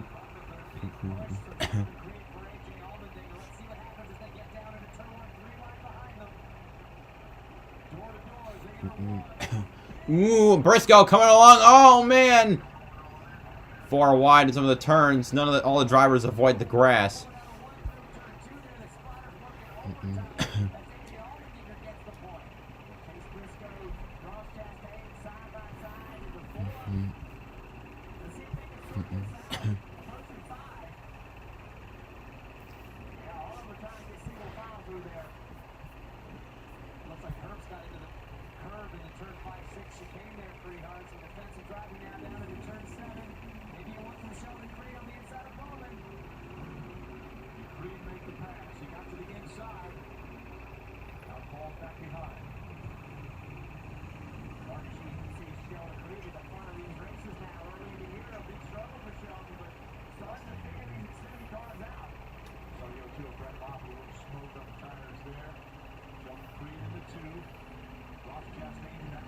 Right. No, okay.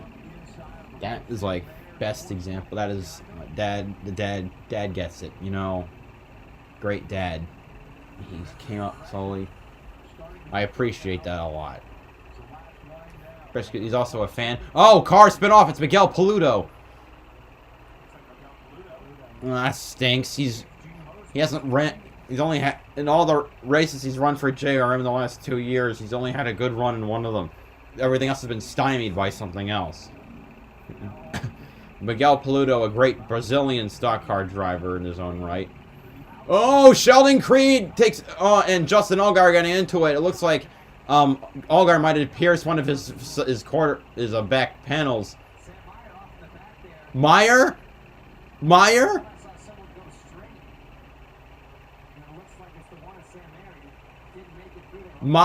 It's Mayer. How do you say Meyer? Like Oscar Meyer?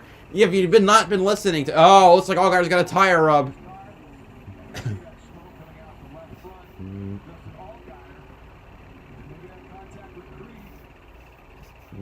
No shit, dog.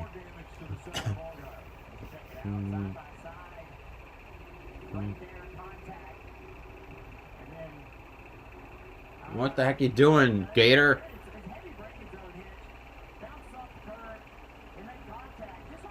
Oh, yeah, Mayer missed the turn, so we took the exit ramp.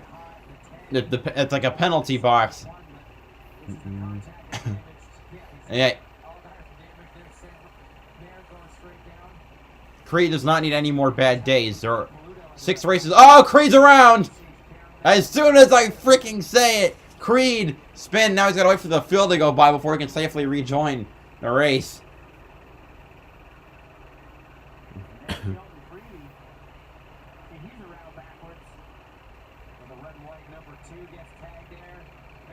I didn't see who tagged him until he showed it. I just didn't see.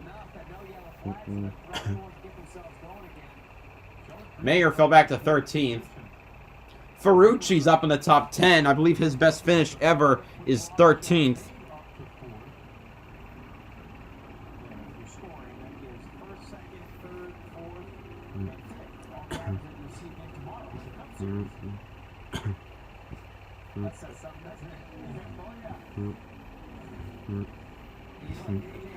Yeah, his best finish was 13th last year at Las Vegas. He has a few top 15s. 14th at Pocono, 15th at Phoenix and Atlanta, old Atlanta. So Ferrucci's a great talent. Just he doesn't have the opportunity to race a lot. He's basically just a backup driver. I mean, I have Bowman. I had Bowman. You know, if something happens, it could happen.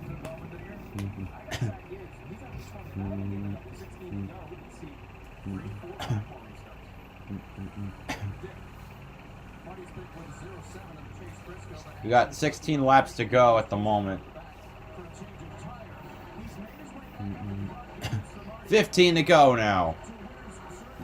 Any road course, that would be Briscoe drove 90 miles from here, and when he won here in 2020, the story throughout the year, there was no one to really cheer him on to that victory. So maybe a late caution to go. Now is the very best car. It's won on the circuit already this year with Cole Custer. So we'll see if the hometown boy, Chase Briscoe, can bring it in and maybe make Marty happy with this pick. Yeah, huge Tony Stewart fan.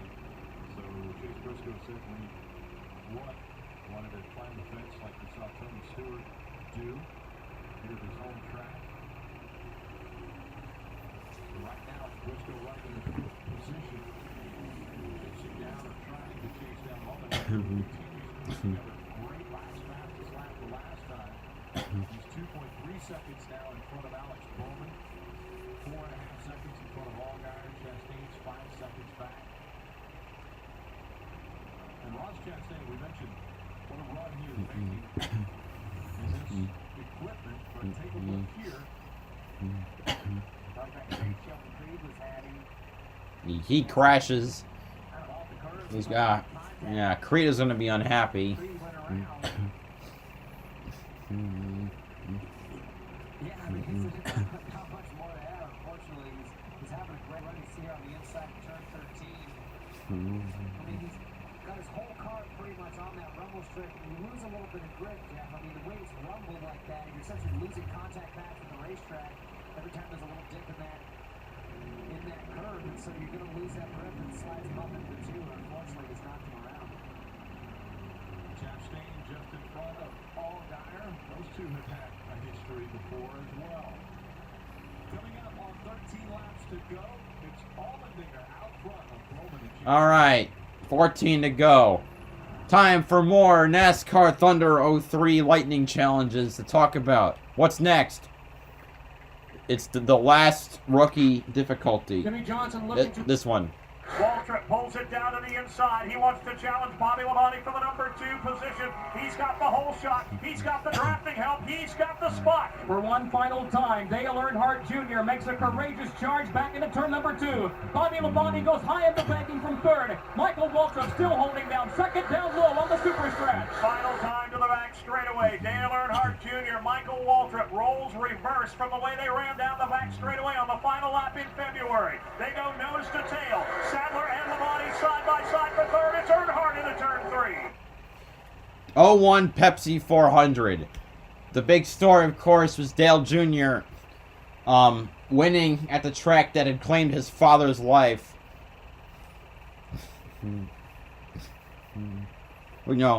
Great emotional impact of that. Michael Waltrip finished second. Of course, he had won the 500 earlier that year, the tragic race. So the premise was that what was trying to get the sweep as Michael Waltrip. The first time it would have happened since 1982. But that it's kind of better it happened with Dale Jr. winning that, because it's otherwise it wouldn't be so classic.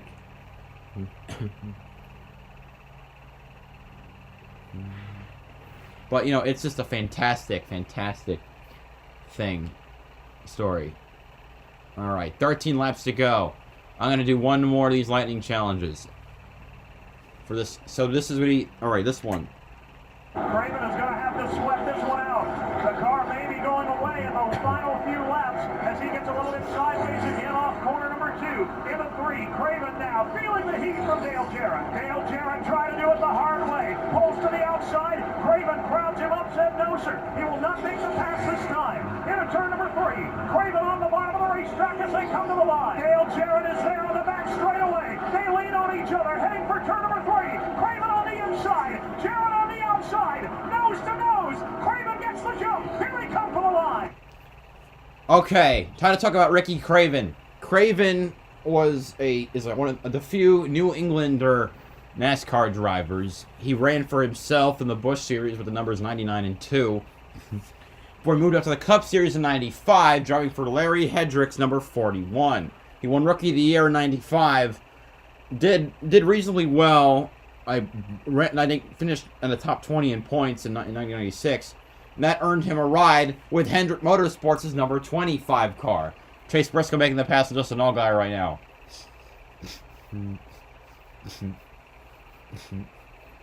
But problems come up. 98, he gets injured at Texas, and Todd Bodine and Jack Spriggs sub for him in the next 2 races. No, this is during practice at Texas, or qualifying Texas. Todd Bodine subbed for him at Texas, and then Jack Spriggs subbed for him the next week at Bristol. But he has to sit out parts of 98 because of concussion problems stemming from that crash. Or he might have injured himself again at Texas. I don't remember. But he ends up losing his ride because of his injury. He starts part-time in 99 with SB3 Motorsports, and in 2000 with Midwest Transit Racing, before ending up at PPI Motorsports in 01, where he starts having better runs, showed the potential he had, why Hendrick had picked him, and ultimately eking out his first win at Martinsville, beating out Dale Jarrett to the line. Okay, back to the race. And that Lightning Challenge covers that finish at Martinsville.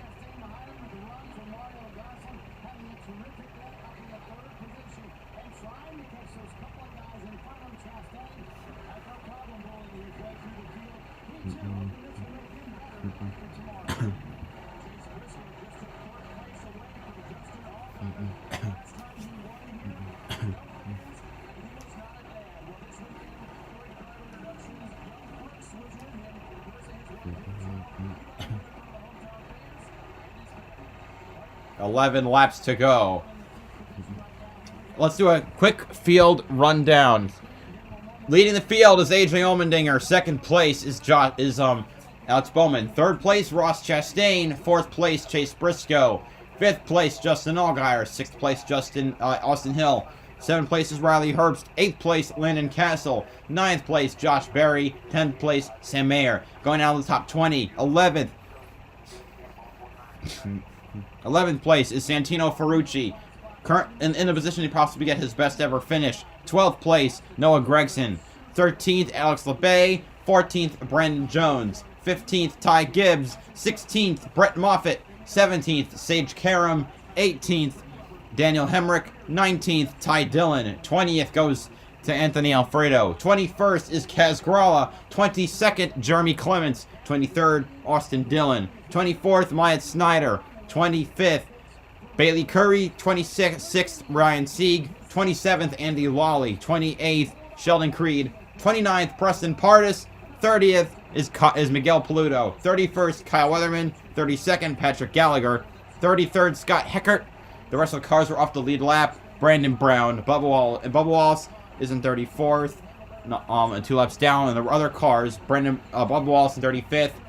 Ryan Ellison 36th, Parker Clearman 37th, and Jeb Burton in 38th are all out of the race.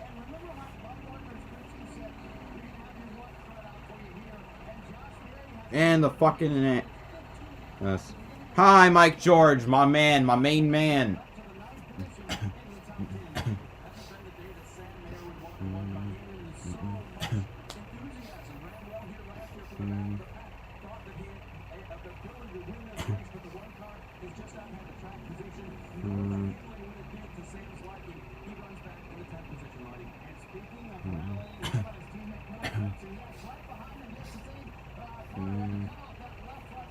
Gregson gets past. Oh, hold on. Ferrucci has fallen back a bit. LeBay up to 12th. Ty Gibbs to 13th.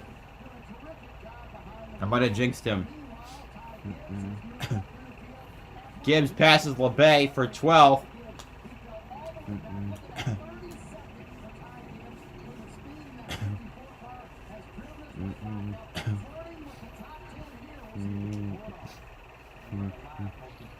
Where Ty Gibbs will be racing tomorrow, from that 54 to that 45, driving in place of Kurt Busch.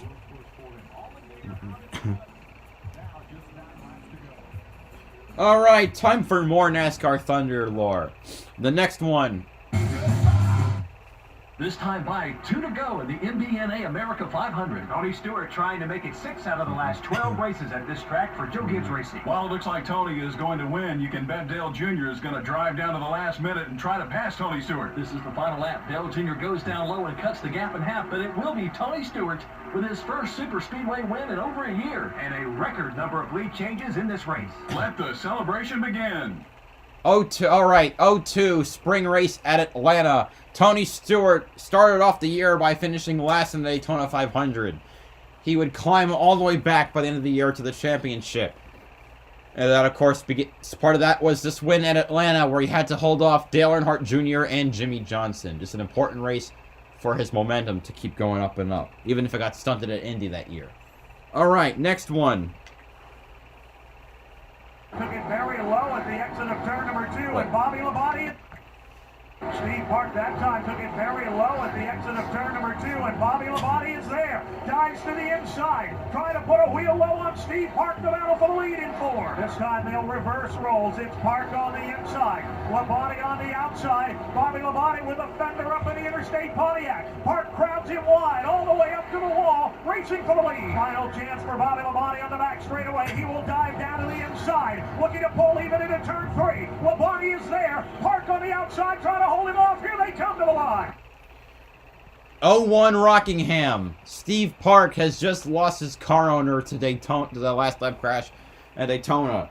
So DEI wondering how they would go on. Well, Steve Park, first career win the previous year at Watkins Glen, second and final career win. He holds off Bobby Labonte after with like a couple dozen laps to go. He passes Jeff Gordon, who had led the most laps. Steve Park holds off a hard-charging Bobby Labonte in the last few laps, one of the great battles that year, and wins. DEI's second straight win, and just a moment of healing. I think they're probably something in a commercial, so let's do one more.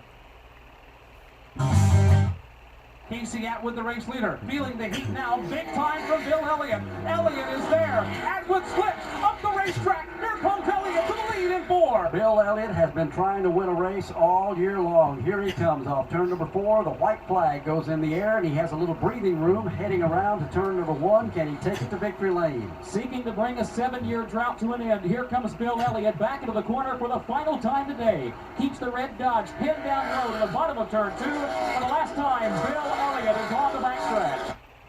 All right, 2001 Homestead.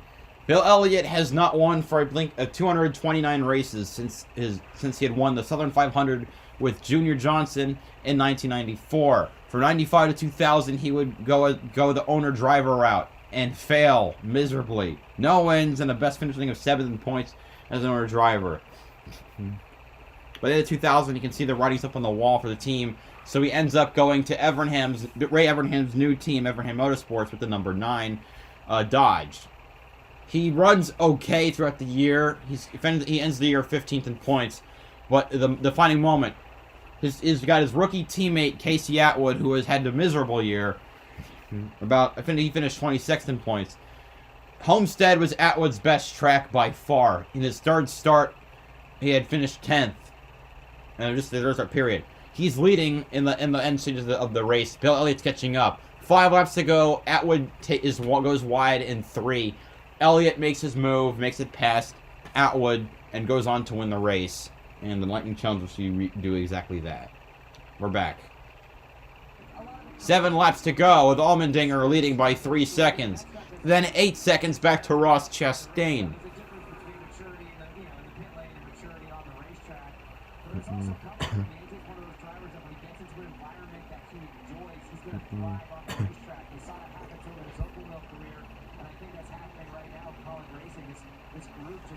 They got the views, not the subs, you know what?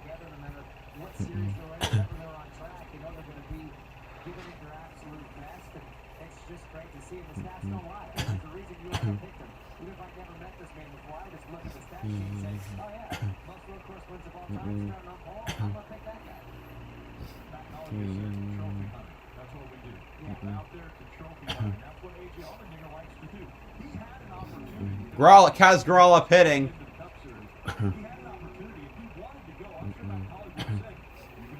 drivers. But A.J. Allmendinger, as you mentioned, gets in a comfort zone, and this right now is his comfort zone. He feels like he can win a championship in the Xfinity Series. That's what he's trying to do. Dude, I got back into NASCAR just as Allmendinger re-entered the sport. It's so cool watching him, you know, have the time, enjoy his racing in stock cars, doing well. It's awesome. Matt Collig there. This is where the team had its first win in the Cup.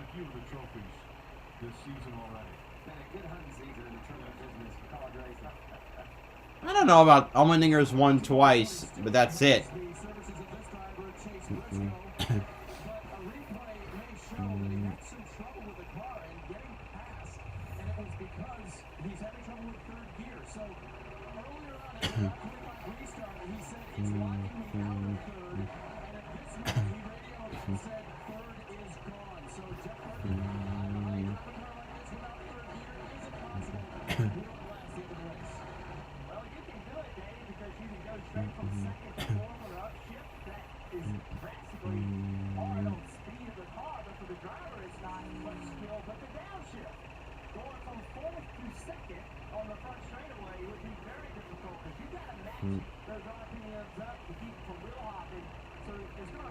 Ooh. Briscoe, a great road course racer himself.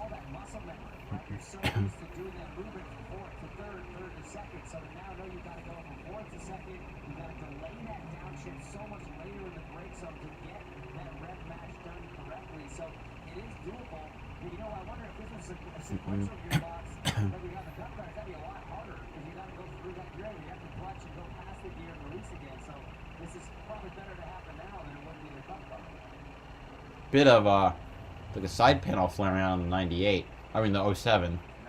What happened here? Andy Lawley and Ryan Sieg bumping and banging. Damn. Flat tire on Kaz Grall. That's why he pitted.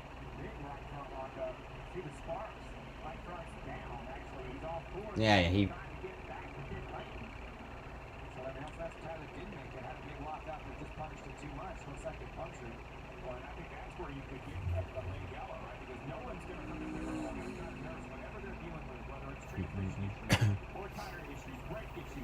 Gralla goes a lap down in the process. 4 laps to go. Allmendinger completely dominating the race.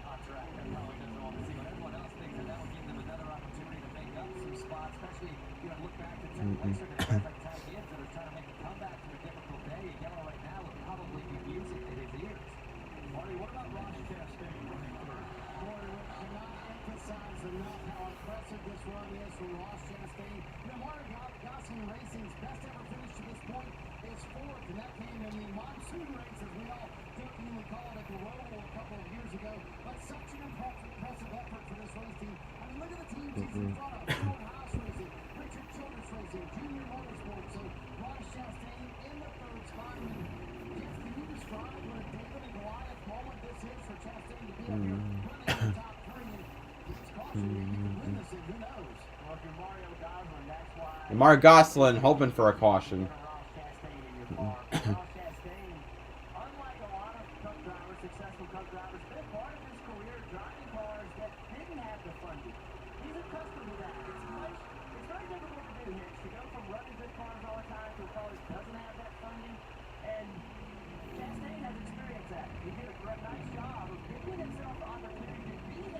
Three to go.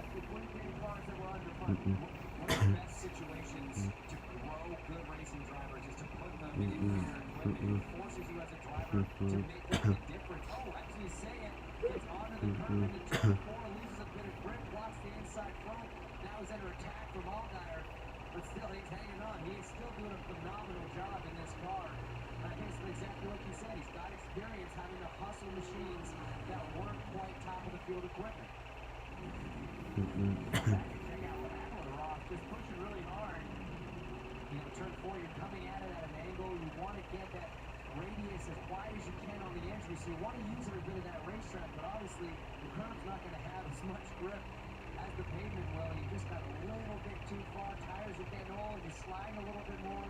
I think he got out wide, and then he just got on the brakes to get it slowed down, to get the car back in position, and that was the smoke we saw on the right side. I think he locked that right front tire. Thank you. Oh, God. Thank you, Mickey Mouse, for subscribing to my channel. There's going to be some meta joke about me being a Chase Elliott fan in there. But you know what? Thank you, Mickey Mouse. Hey, everybody. It's me, Mickey Mouse. You want to come inside my clubhouse? Well, all right. Let's go. Hiya, pal. Oh, hi there. Hi there, Mick. I'm a regular comedian. 2 laps to go. God.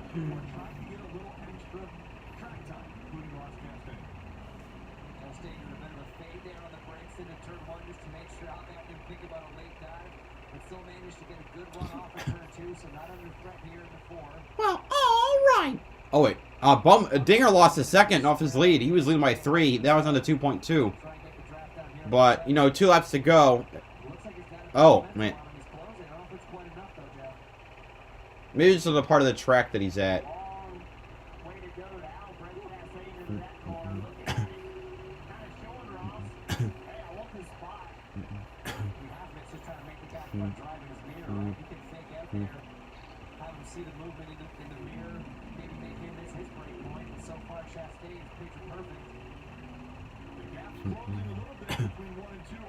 Yeah, it is, but it's not going to be enough. I don't think. Got a 2-second lead now. I don't know what's going on at the 16 or something. Here we go. 2.1 seconds is the gap. White flag is out. Last lap at Indy. He's got 12 career victories.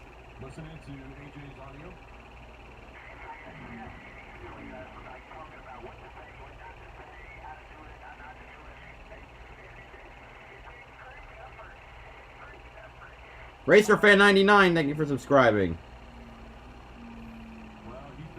He's got 8 road course wins here in the Xfinity Series.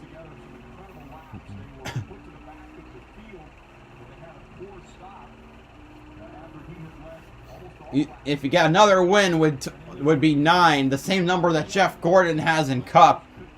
He's got 3 wins in a row at the 3 wins in a row at the Roval, a couple wins at Mid Ohio, winner. Road America, Portland, Coda, basically every road course they've gone to. Now to the final few turns, Dinger will come around. Never mind, I was wrong. I got the turns count wrong. Now where he's coming up, I think. No, I'm still off because I haven't memorized the freaking layout of this track. Now, through the final set of turns, the number 16, AJ Allmendinger. He won the Cup race last year after Briscoe and Hamlin tangled, and here he comes. Back-to-back wins for him at the Indy road course. Dinger wins the Pennzoil 150. His 3rd win of the season, the 13th of his career. Bowman finishes 2nd. 3rd place goes to someone who is way back. Allgaier got around Chastain for 3rd. Chastain takes 4th. 5th place goes to Chase Briscoe. 4 Cup drivers. Well, 4, not really. Well, 3 of them Cup drivers. 6th for Riley Herbst. 7th Sam Mayer. 8th Ty Gibbs. 9th Austin Hill. 10th place to Noah Gragson. Colleague Racing, another win. 11th place to Lennon Castle. 12th to Alex LeBay, 13th to Sage Karam, 14th to Josh Berry, 15th Brandon Jones.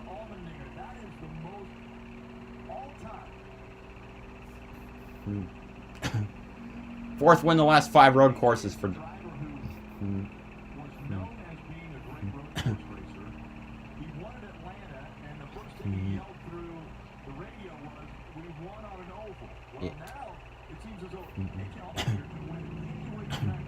Anyway, 16th, Brett Moffitt. 17th, Santino Ferrucci, tying his Talladega finish from 2021.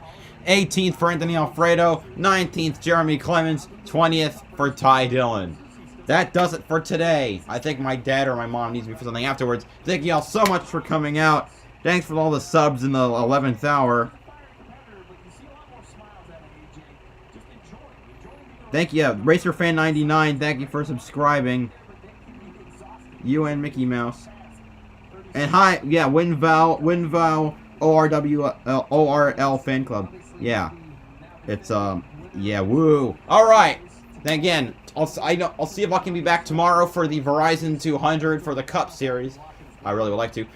I'll also mention Alexander Rossi broke a 3-year winless streak in IndyCar to win today at the IndyCar at Indy Road Course. Tomorrow, along with Cup, is the Hungarian Grand Prix at the Hungaroring. George Russell won his first career pole. We'll see if he can pull off his first career W tomorrow. Of course, last year, Esteban Ocon won that race. Again, thank you all so much for watching. This is BowserJrXD signing off. Have a good one. I'm just going to update the stats first. If I